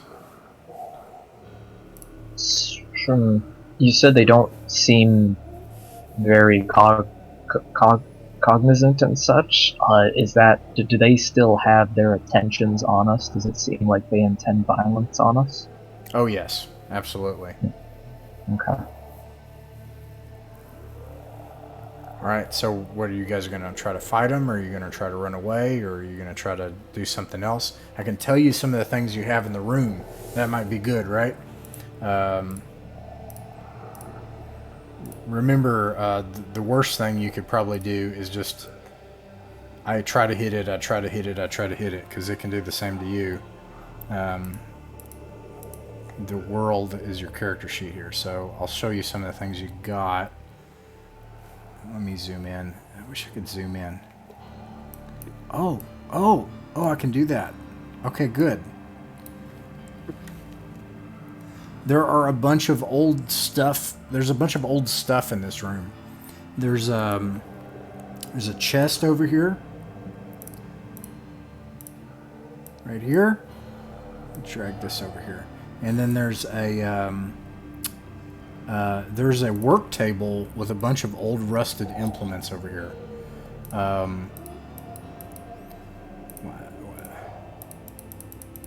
And there's a bunch of chairs and stools that people could have worked on things. It looked like maybe a machinist or a smith would have worked out here to try to work on, or someone to do basic repairs to just things like picks. And then there's some crates that are kind of rotted in here, over here in a stack. You mentioned that we kind of pushed through like a wall of rubble to get in here. How secure does the room look in way of like the ceiling? Does it look pretty The ceiling, stable, or- yeah, yes, it does look stable, yes. Yeah. There's like all this rubble behind where you came in. And a bunch of old sleeping implements are here. And they're full of insects and bugs and stuff. So are the skeletons like equipped with anything? Do they have like cloth or armor or anything, or is it just like the actual just skeleton, no equipment? Great question. Yeah, no, they're clearly the miners, and their skin is dried out and stuck to portions of the bone in places, and some of them are missing pieces of bones. Something unnatural is animating them. They're carrying things like old pickaxes and halves of steel and metal and what's left of mining implements. While they couldn't be used for mining, they could be used for trying to open you like a can opener. Yeah. And yeah, there we go. So are we fighting or running or trying to do something in the room, or what are you going to try to do first? I am going to turn the undead. All right. So we're fighting, basically. Well, that is at least they will run away from me. That Yeah. may buy us time. Sure. Okay. In that case, roll a d6. I'll roll this one in the open. Is it? Oh, you're For initiative. Roll for initiative. gotcha. Is anyone else going to use a spell or try to retreat? No spells are retreating? If it depends on if his turn undead works. No, you have Well, to it announce it depends in advance. Because right now, as soon as you see it, you're trying to get your spell ready. Like, regardless of whatever, you know? So like if I prepared a spell and he turned undead and they all ran away, would my spell be wasted? I think so. Is that right? Is that right, Jacob? Pompey? Usually no. If you don't choose to You could ultimately stop it. cast the spell. That makes sense Yeah, to me. it doesn't. You can just kind of stop it. But you have to announce that you're going to prepare a spell, and during that round, that's Yeah. what you're doing. Yeah, and the thing is, like, if you announce that you're casting the spell, you're not doing anything else that turn. You're not moving. Yeah, you're you not lose your attacking. turn, it seems, if you don't cast it. All right. Cool. So they won the initiative. So wait, are you going to try to cast the spell for your turn if it comes up? Nope. Actually, I've got some oil flasks and I'm gonna light an oil flask. Is what I'm planning on doing. You're going to try to throw an oil flask as a... Okay, cool. All right. Let's see. They are going to... they're going to move. And they can move all the way up. I'll get some up on And then... well, you don't have to announce the oil flask. That's okay. And then they're going to attack Cine. Two of them are, anyway. Going to try to attack her. And I think... Cine. What's your AC, Cine? I should have... She doesn't remember. That's right. I've got really bad news. They both hit. That's sad. You are killing all my gonzo hirelings. Dang it. And then, in addition, they're going to make their attacks. Or damage. Okay, so they just start, like, they come out of the door slowly at first. Some of them, like, dragging the implement, the metal scraping across the floor. They're kind of ambling, like, as if they're aimless at first, and then you guys are surprised, like, oh my gosh, you know, and then all of a sudden they just start loping into, like, an unnatural run. And they take these metal implements and they sling them at Sine, and two of them anyway, and Sine takes it like a champ, and they just start beating into her with these metal implements, and she just looks down at them as they're slamming these things into her stomach, like, that's not very nice. And then one of them's going to try to attack Burke. And misses. Burke, well, actually, how do you dodge? Or block? I guess I parry with my with the mace. All right. Try and deflect whatever the heck they're trying to hit me with. All right, it's your all's turn. Does anybody move? No move? All right, missile attacks. Now, oh, go ahead. Brian? Can I throw the burning oil at them and not hit anybody else? You can try. You are throwing a vial of oil in the room and trying to set it on fire in an enclosed space. Yeah, never mind. I'm not trying to talk you out of it. It sounds fun. Good job. I'm doing that now. Oh crap! Those are going to be fun. Okay, well anyway, so what is anybody shooting any arrows or missiles or throwing anything? That sling I had going, I just launch probably one of the ones that I'd say the one that attacked Burke. Sure. Roll to hit. Anybody else? Fiona looks down at the knife in her hand and she throws it as well, expecting it to do nothing. Nice. All right. Skeleton, same one as Fletcher. Oh, Brian, you're going to shoot the bow? Yeah. All right, cool. I can't use the burning oil. 16 hits. You can use the burning oil. I didn't say that. You can absolutely use it. Out of it, Ross. That's how it works. Who hit? Didn't expect it to work. Fiona threw a knife, and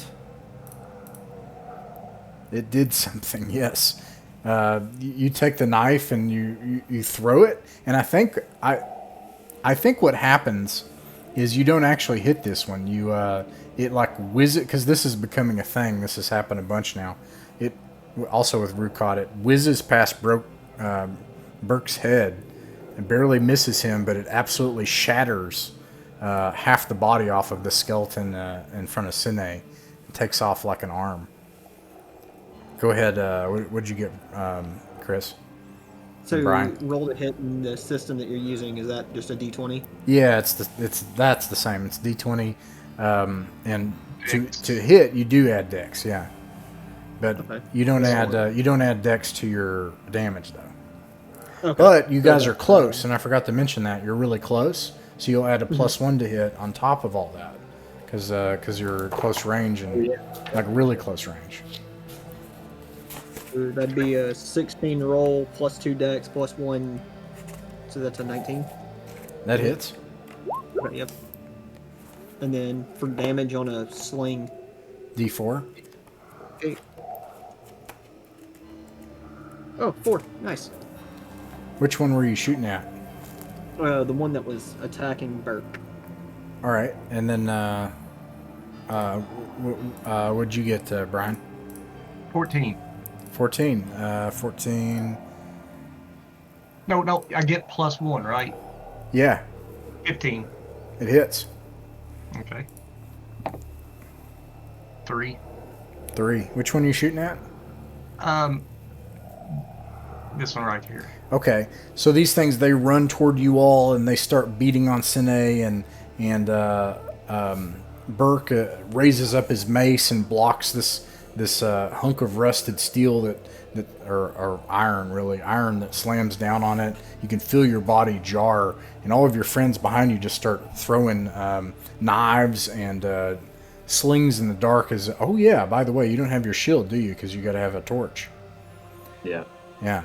Okay, and in the torchlight, these things start flinging past you. This knife barely misses you, and takes out like half the body of this thing. And these skeletons they're rotted out and stuff, and unnaturally animated. And I like to imagine they're like clods of dirt and stuff. It just like shatters everywhere, and this dust, the smell of like dead things, just fills the room as this cloud of dead stuff just bursts out from it, and then an arrow shatters into its skull, and it falls to the ground in a pile. Fantastic. And this one's real close. And whoever, I'm sorry, Fletcher. Wait, you had a sling? Yeah. Okay, interesting. Okay, well, anyways, that stone, it also took out an arm from this thing, and so I'll say it has -1 to attack now too. The next thing is spells. Is anybody casting spells still? I guess Turn Undead counts as a spell. Oh yeah, I think there's no guidance on when you use it or how much or anything, right? But I love it. Like, yes. I guess it's like an action. Yeah, let's do it though. Wherever that falls in. Yeah. So, let's give it a shot. Yeah. Hey. Nice. Oh, nice. All right. Now we'll see how many. Are skeletons 1 HD? Yeah. All right, so all of them are turned. Okay, they run away. Are you all going to try to take advantage of the rule where they're fleeing in combat, or are you going to just let them run? Like, are you going to try to chase them down and get what do you get? Let's see, blah, blah, blah. Retreat, you get a +2 to hit, and you ignore, and there's no shield, but you get a +2 to hit if you can get after them and hit them. You're going to try to chase them, or are you going to let them run away, is the main question. Does the +2 apply to a missile weapon? Yep. You could hit him from afar. Yeah. Go after that one that already hit, because I mean, if a rock did that much, I mean, Yeah. I think you could probably go for another if you want to use the arrow on something a little more healthy. All right. Well, Sine's right here, and it's still her turn, and she's going to use that. It's not their turn yet, so she's going to have a normal, although she's an absolute monster herself. She's going to just attack the one that hit her. 9 plus... It may still hit. I think it just barely, if so. No, she did not hit. Okay, so she actually misses. Okay, and then let's see. They're going to retreat. I'm going to still treat it like combat, though. And we can see who can act first. Alex, roll for initiative. Got a 5. They got a 6. They're definitely going to try to run. So that's the advantage. They can try to get out of here. The room is actually 20 feet. That distance is not correct. So you'll need to chase them into the next room if you're going to try to do what you're describing.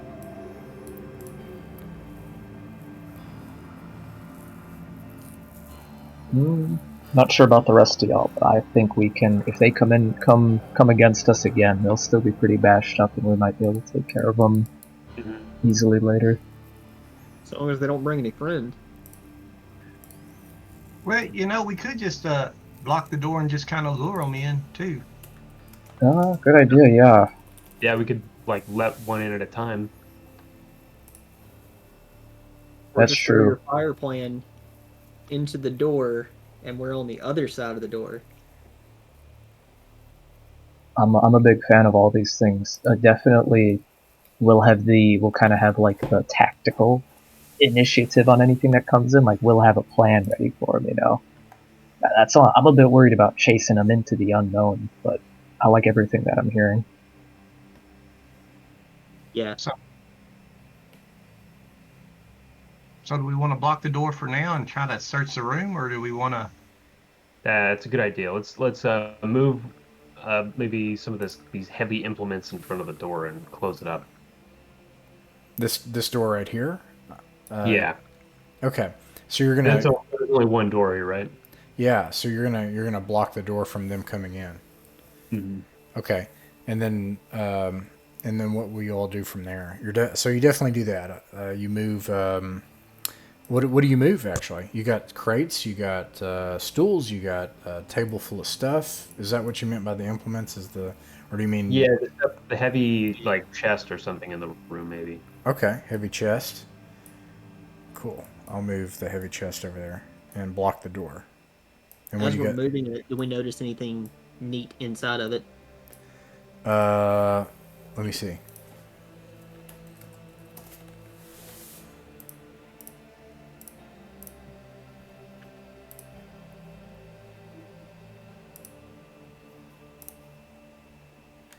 Some people have left their stuff in here. Most of it is no longer useful. It's clothes, outer linen garments to protect against the dust.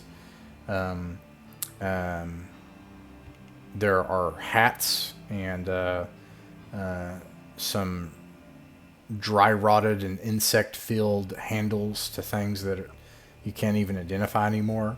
But among all the things that have been left here to rot, you find some people's bags of money that were kept here for safekeeping. And you find 50 silver pieces. A lot for miners, but not a lot for adventurers.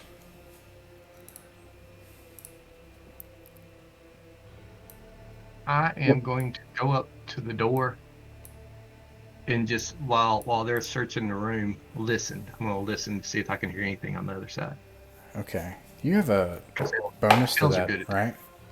Yep. All right, I roll that. Okay. My friend, your elf ears are so perfectly tuned. You can absolutely hear that those skeletons are over on the other side of the door, and you can even hear the echoes down. It's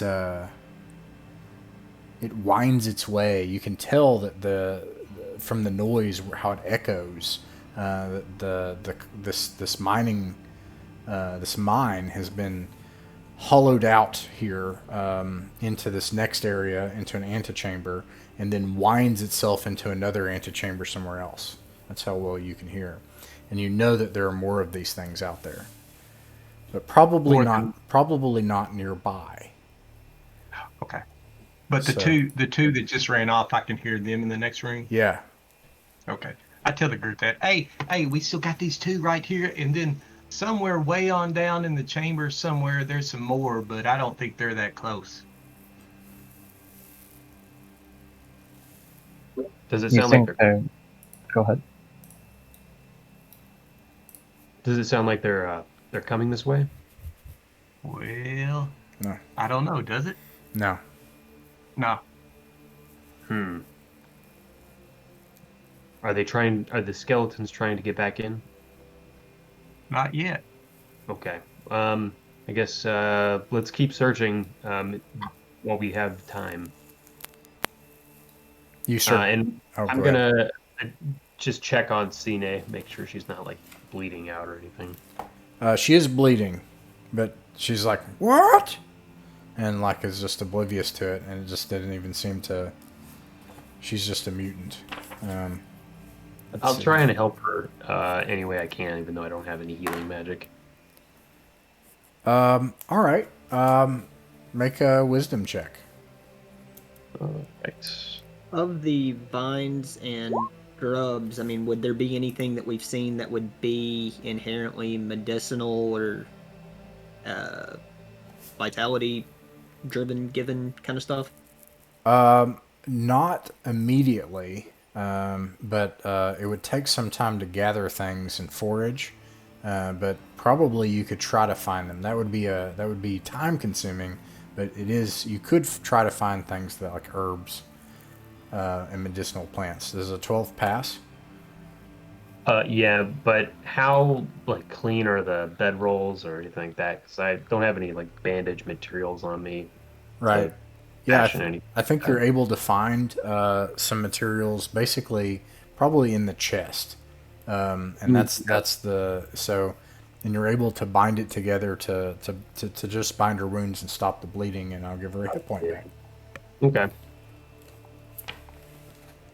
Um. Okay. You said you all were going to try to search the room.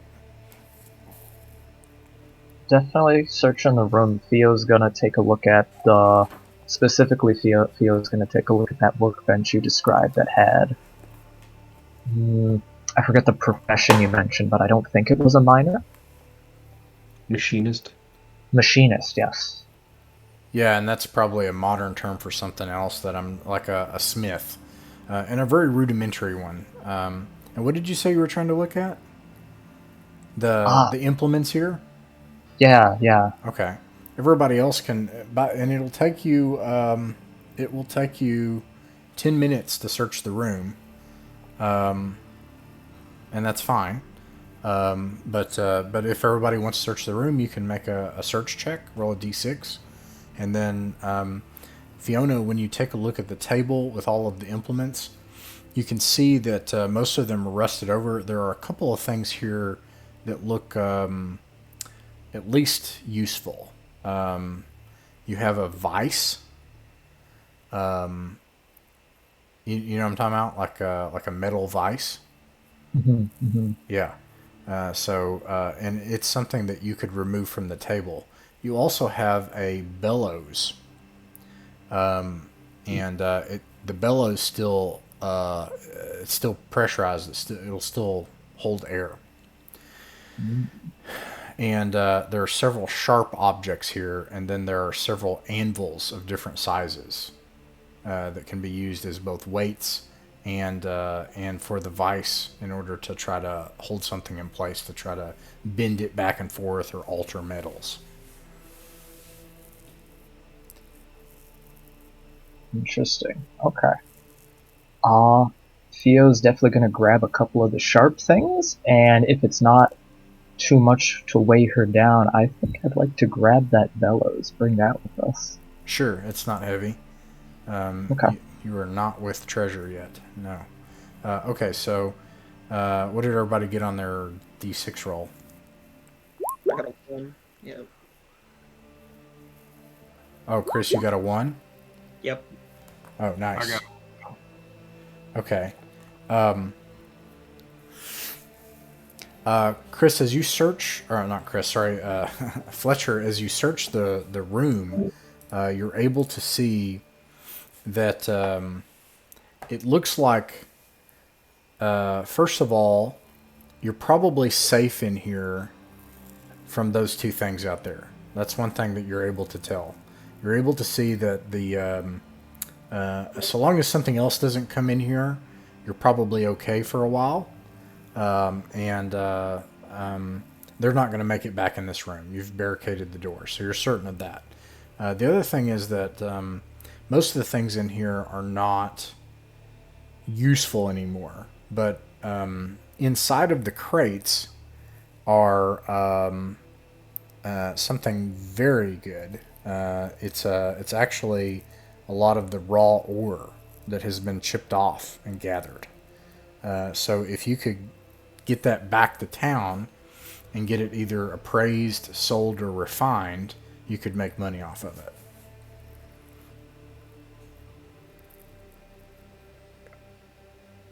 And you do have a wagon, but it's going to take you all some time to try to get it out of here, if that was something you want to do. You would all be with treasure if you took all three of those things out of here, even with Sine. They're very heavy. We're worried about going any deeper, guys. This might be a good way to get a good haul from from what we do here, because just grab everything, and because we have the bodies with us, we're taking a peek in here. Yeah, I kind of agree. I think that maybe we could spend the time here getting this loaded and return it to town and see what it's worth. Yeah, I mean, I'm good and full. I think I could handle quite the haul of this stuff. And yeah, we could use the money to bring back some more folks to fight the skeletons. That's not a bad idea. I have money to buy food. All right. The important things. Yeah. All right. Cool. So it'll take you all probably 2 hours worth of difficult work to clear all the stones. That's the stone and the rubble is the problem.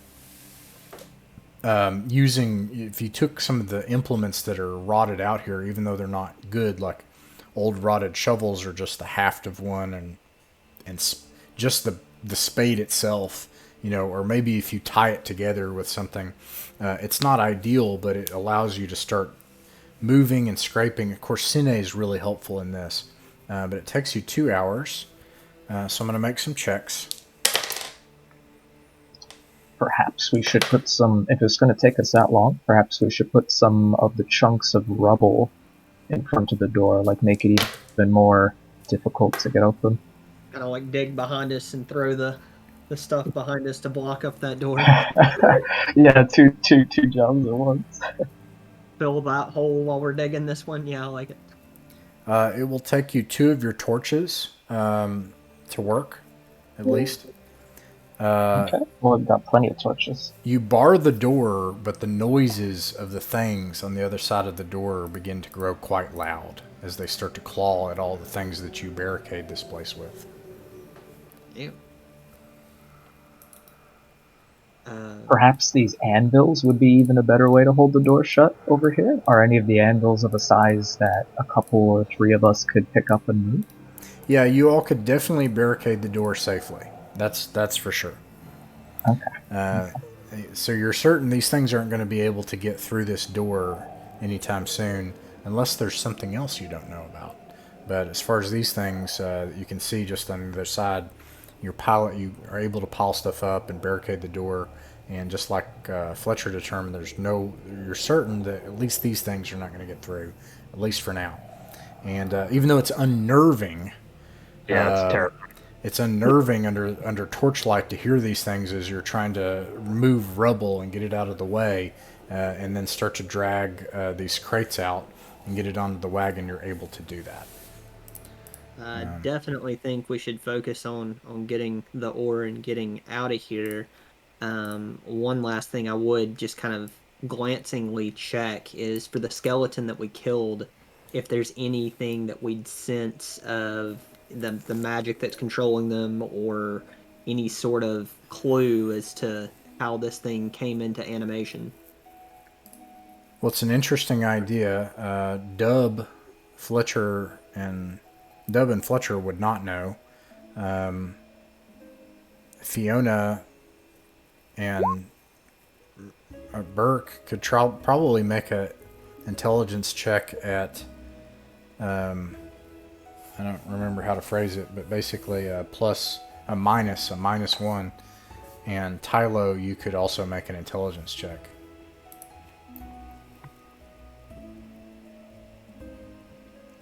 Yeah, you have a metal vice now, and the vice works. Okay. You said we should make intelligence checks then, real quick? Yeah, you and Burke, if you want to try to examine the skeleton to see what was going on here. That's what Fletcher had proposed, but only those who have, been. Burke, there are probably litanies against abominations and against the spells of sorcery, of darkness, of chaos, and all this kind of stuff. They're probably, I can't remember what they're called. These prayers, what are they called?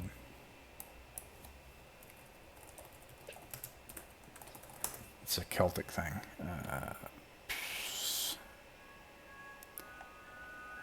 it's a slow, intentional thing where you say one thing after the other about, protect me against sorcery, protect me against skeletons again, and it probably names it very specifically. Like it probably specifically says skeleton.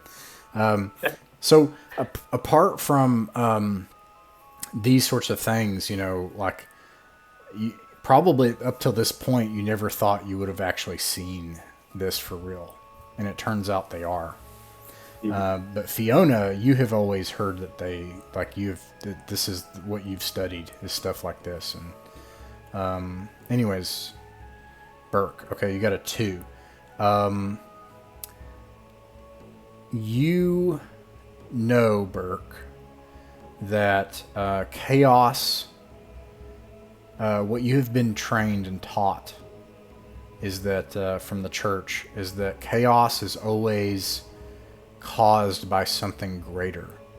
It is not something that is spontaneous. It is something, there is always a seed of darkness that grows. There's something that causes this, like something greater. There's a greater darkness that must cause this. And if that can be removed, if the root of evil can be uprooted, then things like skeletons will not be a problem. Okay. So that's sort of an abstract thing, but I think that's the cleric thing. Did Fiona pass? Fiona's a pass, yeah. Although I feel a cleric probably knows a lot more than an old lady in the woods is. Oh, no, I don't know about that. Now, I think Fiona would just have a different... I think she would have like a granular view of it. Like, Fiona, when you look at these things, I think something that you're able to tell is that this may sound really obvious. It is absolutely unnatural. Like, it is not possible for this thing to be motive in any way the way it is. Something magical is causing it, and it's a dark magic, and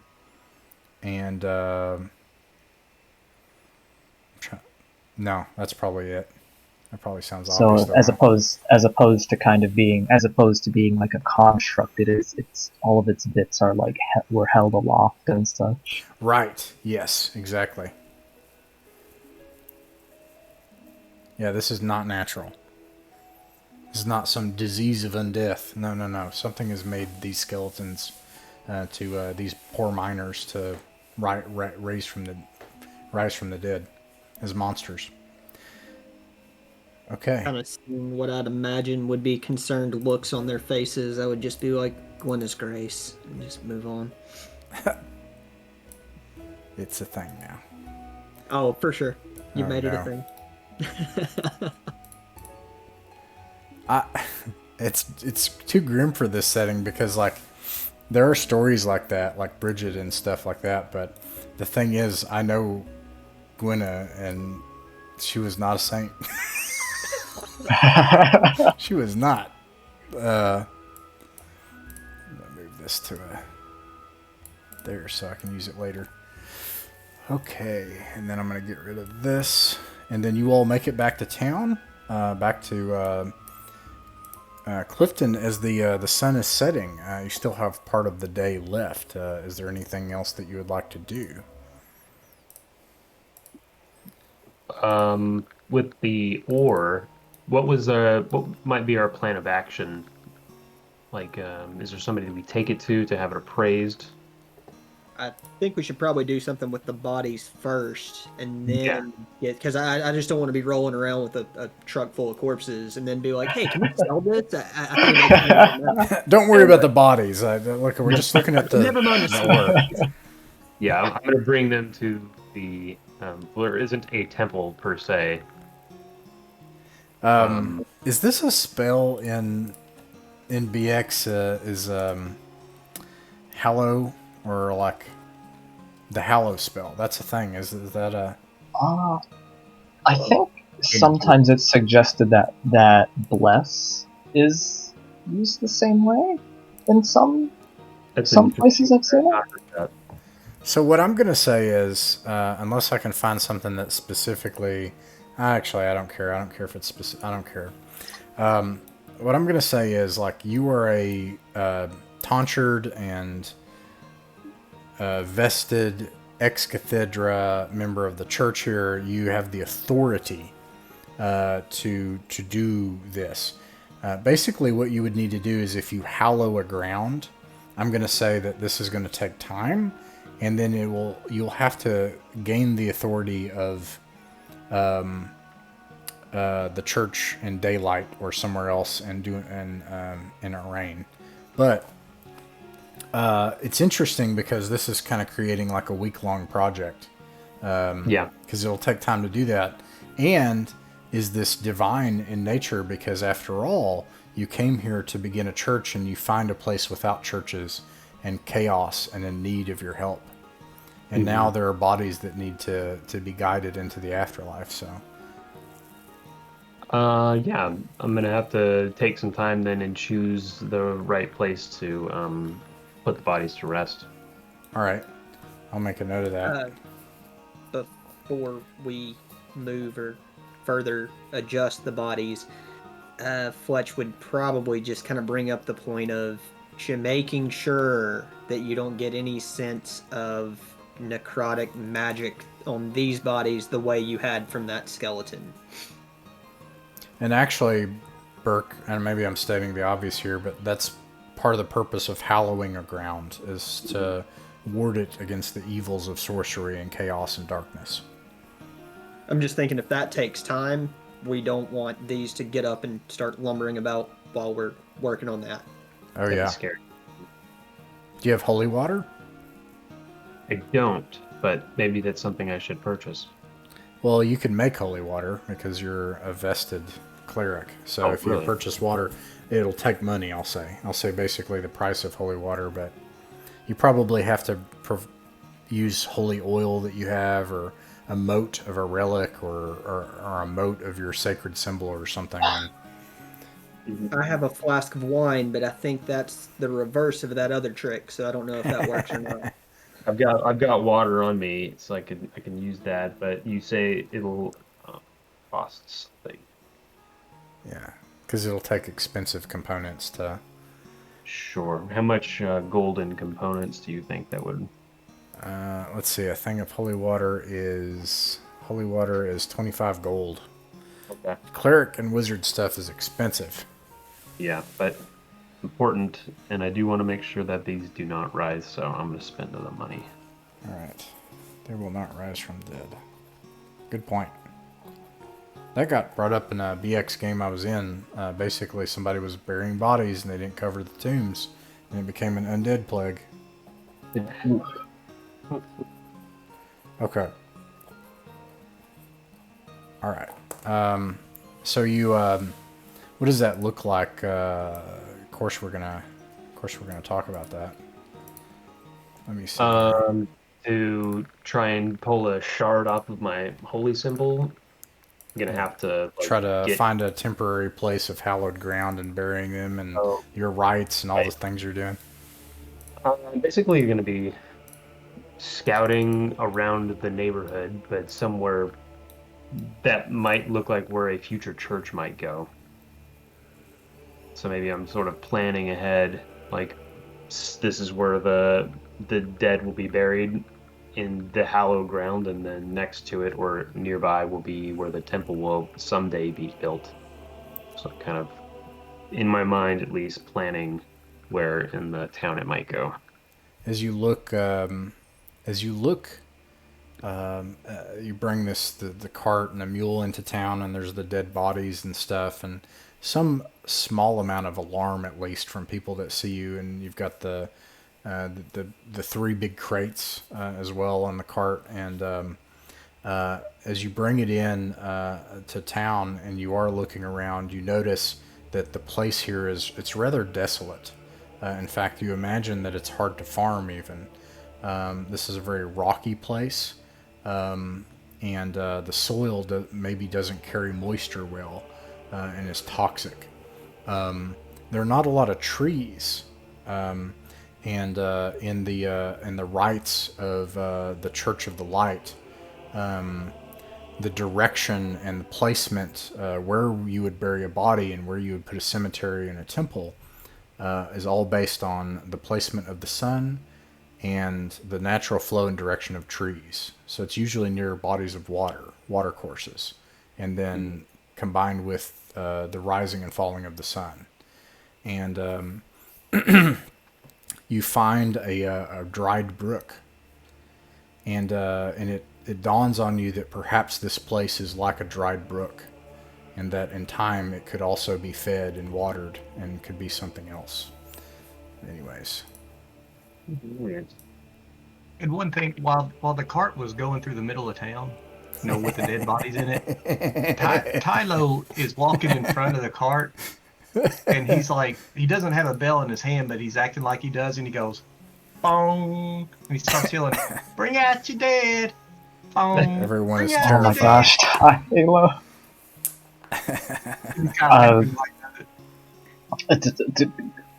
Theo will tap the elf on the shoulder very, very lightly, because she's very still uncertain of what an elf really is, and she'll kind of whisper to you, "I'm not sure if that's appropriate." Well, okay, but I do it anyway. Bong! Bring out your dead! Someone actually does bring out someone that's dead and puts them on the cart. I was just kidding. We're not They your walk dad. away. It's not You your, have it's an not extra your dead fault. body now. It's not your fault, Theo. I look and I say, "Hey, now we got another body to bury. That's good, isn't it? Ain't that what we're here for?" Yeah, sure. Good job. So as other folks are distracted by conversation, Fletch just kind of looks the body over. Anything interesting on it? Oh my goodness. I didn't say I was taking it. I just said I looked. Okay? Let me look. Let me look. Give me a second here. Ross is like, damn it.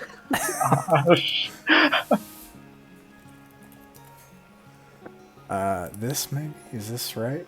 Yeah. And then...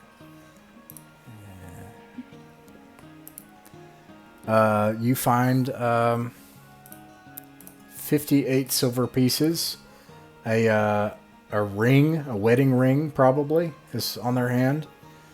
But when you look at the ring, you see that the ring is... it's quite valuable. It's probably an heirloom.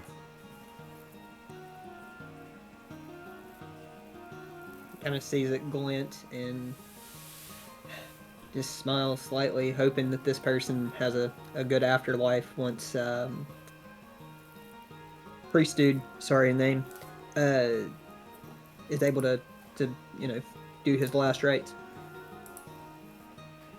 He leaves it there. All right. What do you all do with the ore that you found? The raw ore. Given that the bodies have been put into a place of not picking themselves back up and have been, properly stored somewhere, I would say that we probably could look around for a place to appraise that, right? Yeah, your best bet's... Oh, sorry, go ahead. Perhaps we could ask the person, the dwarf named Thule, who gave us, who told us of where this place was. He was a miner who was working there, so perhaps he would know specifically who we could bring this to, get paid for. I'd be curious to ask him about the skeletons too. Yeah. Let me see here. Thule, I'll put him out here. Thule, he takes a look at it, and he's not a dwarf. He's just an old man. But oh, right. He just the character art. Sorry. yeah, he's a little dwarfish though, for sure. And he says, "Oh, you've gotten we scrambled out of that place when we left, and we left all kinds of things down in there, and Well, I'd imagine it had grown up and probably caved in places. It's not maintained or safe, but I can't believe it. You found all the ore just at the last. Why, this is probably a good portion of the ore would have been left in that mine. I could, if you give me a share of it, I could take it to my guild. Take me a couple days to come back here, but I'm headed back here anyway.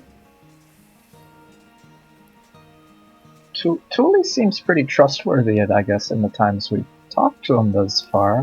What do you think, Jacob? Because y'all were here y'all were here last time. He seemed a little loony, but Oh yeah, he's probably fine. I am very trusting of people, but he doesn't rub me as shady, like he's gonna run off with our ore. So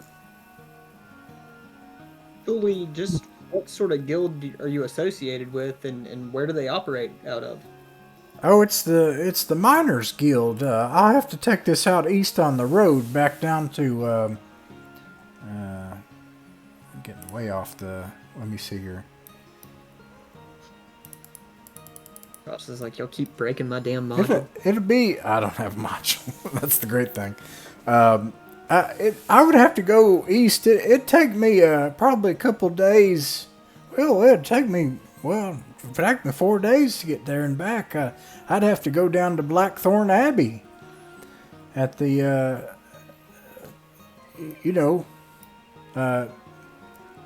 east of my eyes, east of south of the reeks of Highgarren. That's where the Miners Guild is. Burke, is Blackthorn one you're familiar of? Who? Look to Burke. Burke. Ask if Okay. Blackthorn Abbey would be one he's familiar with. is that a church I'm familiar with? It's not actually a church. You all know what it is, although we could say probably you haven't necessarily been there. You've probably traveled by it because you had to come here via the road. It's called Blackthorn Abbey when in fact it's actually a town of, and it's a very disreputable town, in fact. But that is, he's not wrong. That's where his guild is, and that's where they come from to come out to this area to mine all the hills here. Fletch would probably kind of grab our little group for a quick sidebar and just kind of say, this is one very tiny little old man with quite a lot of ore. Are you guys really comfortable sending him off by himself with all this? Well, he seems. I mean, he sounds pretty confident. Would we know how safe the journey might be? I mean, you can ask him. He'd say it is. Yeah, I guess it isn't a place that we've been before. What would he say? He's like, well, I mean, these roads are getting worse, but that's life here in the Rift. I might get stabbed to death by bandits, or I might beasts might come out of the woods and gnaw my legs off. But that's just that's how life is here. But I'll tell you this, you're not going to find anybody that's going to make anything of these rocks here in Clifton. True. The other how thing, much do you think? You could also, if you want to lug it a long ways, things are a lot nicer in Duin Finn to the west. I've heard at least. The amazing City of Daylight. And all of those things that they have down to the west in Torrenhawk. Although I've heard bad things have been happening there lately, but it'll be a couple weeks. I mean, Thule, how much do you think this is worth? This ore? We're of a different background. We don't know anything of the value of ores. Well, it depends on how the guild is at the time, and to be honest, I'll need to try to sell it a bit to the guild. But if I had to guess, looking at it, I'd say it's about a 500 gold piece load. Now, I didn't do anything to earn this, so I don't ask much. Well, perhaps you feel like it's a lot, but it's a big journey. I would ask for just 10% of that. That would cover the cost of me getting there and back, and well, the danger of it, of course. Out of character, the rest of y'all in the party, would you guys want to accompany him for the 2 days there and the 2 days back? How does Think that? we either... Oh, go ahead. I was just gonna ask, how does that work if there's like downtime? Like, are we at our characters? Are they relegated to Clifton, or are they? Can they do downtime journeys? So actually, this is something I was going to bring up. Meta is this is sort of up to you all. I have I have 3 more weeks, and then my friend is going to start a campaign of Pirate Borg. So I'm going to switch over to that. So you've got 3 weeks if you want to keep playing. Just beyond the story that's emerging here right now, you can also take a totally different direction, or you can do whatever you want. I guess you have 3 weeks to do whatever you'd like to do, if you guys want to keep playing. Mm-hmm. Hmm.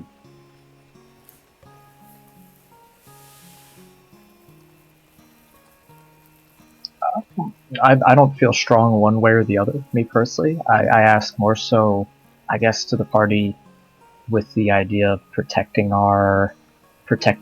the investment, our find, or whatnot, of what you want to call it. But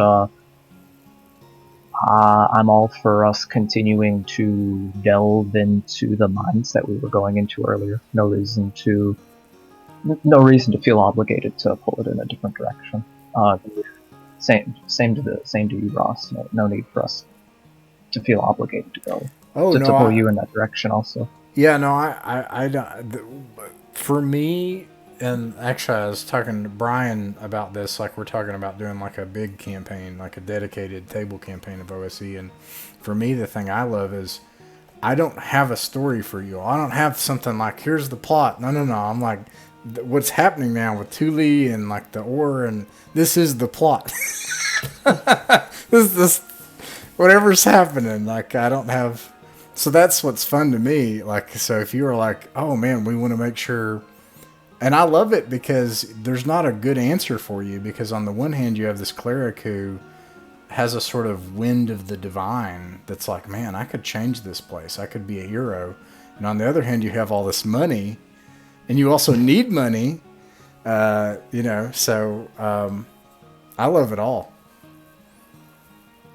Yeah, I don't know. I feel like if Tully is going to the town where his guild is, then I feel like he's gonna have some level of protection when he gets there. Like, I'm not worried too much about that.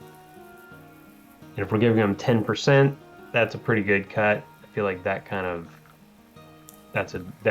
the payment for trekking alone, and then walking after the money. I don't know. What do you guys think?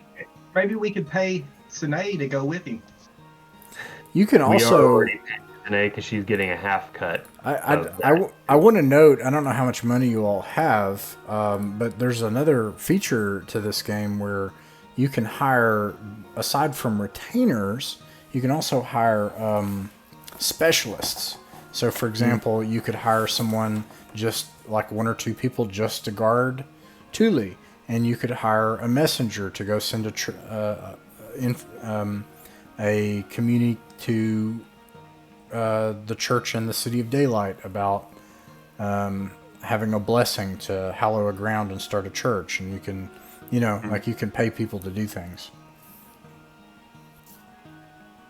How much would a bodyguard cost? How much would a what? Sorry. Bodyguard.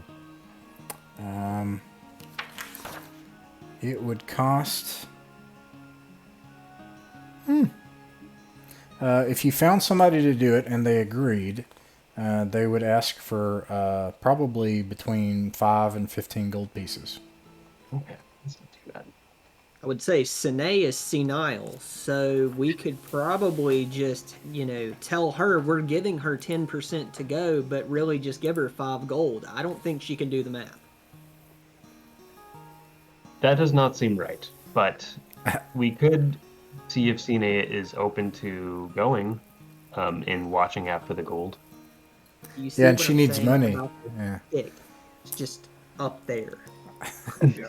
Just Fletch, who asks Cine? Fletch is a thief, right? Yes. I Okay, that makes sense. And Burke is a cleric. Mhm. That makes sense. Like, yeah, okay. I'll ask Cine if she Okay. wants to trek along. What's your charisma modifier? 0, you said? Yeah, I don't have one. It's at charisma of 12. Okay. She what do you ask her again? If she's not occupied, maybe she could join Thule, and keep him safe as he journeys with the gold we found. You know, You said that there's pie. Fletch kind of hears this and steps in, and he's like, Sine, that fine young man over there wants to take you on a date. No, no. Okay. Anyways, yes, she's just like, how much for this? I'll take. I'd like. At least 5% of it. That's a lot of money. Yeah. I mean, sure, absolutely. Okay, so That that's is only fair. 10%. So that's 50 gold, and then 5% is 25 gold is 75 gold pieces, and then we'll see what happens on their journey. It'll be some time. So they go on their way. It's becoming evening. It's getting late. The only place with rooms is the Blue Mule anyway. So I'll switch here. And my question is, what do you all want to do? I've got 3 weeks. There's a lot of things I could do. You could just keep interacting with things and just kind of sandboxing, and you could explore. You could keep trying to resolve the issue with the burial mound and go back to the mine and try to hire more people and go in deeper and try to find a way into the burial mound, if that's your goal. Or we could switch tracks and do something completely different. We can even run a module if you don't want to be this open-ended. Like I've got all the OSE, like Dolmenwood stuff. Whatever you guys want to do. I like the open-ended stuff. I think this is a lot of fun. But I'm up to do anything. Yeah, I like that too. What do you guys think though? I don't want to influence it. I'm down for anything. What do you think, Brian, Chris, Daryl, Alex? I'm a very big fan of the open-ended stuff, and in terms of any old school essentials modules, I spend a lot of my time DMing, so I'm afraid I have them all, and I've read them all, and I've run quite a few of them. So if we did that kind of a thing, I'd have to play, I see what you mean. Yeah. Eyes covered. Oh yes, that's a great idea, guys. Let's go in there. Well, I definitely am stealing from everybody. I didn't make any of this. Everything from the map to the places to the VTT battle maps and everybody's. I just steal from everybody. But anyway, so I hope the 1-page dungeon. I hope that didn't spoil for you. But okay, cool. What are we going to do next time then? Are we going to go back to? Are we going to try to hire people and go back to the mine, or what's the plan for next time? Well, since we don't actually have liquid gold, or any assets to spend because it's all in ore form. So I don't really want to spend any more money on hiring, but I don't know. We know how dangerous the mine is. It's really dangerous. I don't know. What do you guys think would be a good idea for next time? But if we hire more people, don't they just get part of a share, like half a share of whatever we find? Is that how it works? They also get part of the experience. But yeah, they get a part of the gold and part of the XP as well. So, So it is is there kind of like upfront safety cost? versus drift. I'm looking at OD&D where there's an upfront cost for hiring people, but So Good point. Good point. it's diegetic. So it's you go and you talk to someone and you make them an offer, and if you give them oh, a crappy offer, they're going to be like, well, screw you, or they're going to be, and or they may, because I roll it because it's random. The randomness is part of it, so they might be like $1, and then you get somebody like Cine who's just like down.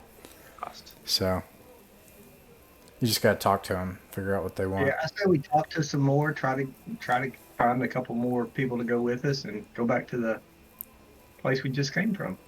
But Yeah, that's just there's a lot to under- explore there. We've literally only seen 2 rooms in the other side that you guys didn't enter, and we came to one room in this one. So there's a lot to go in after.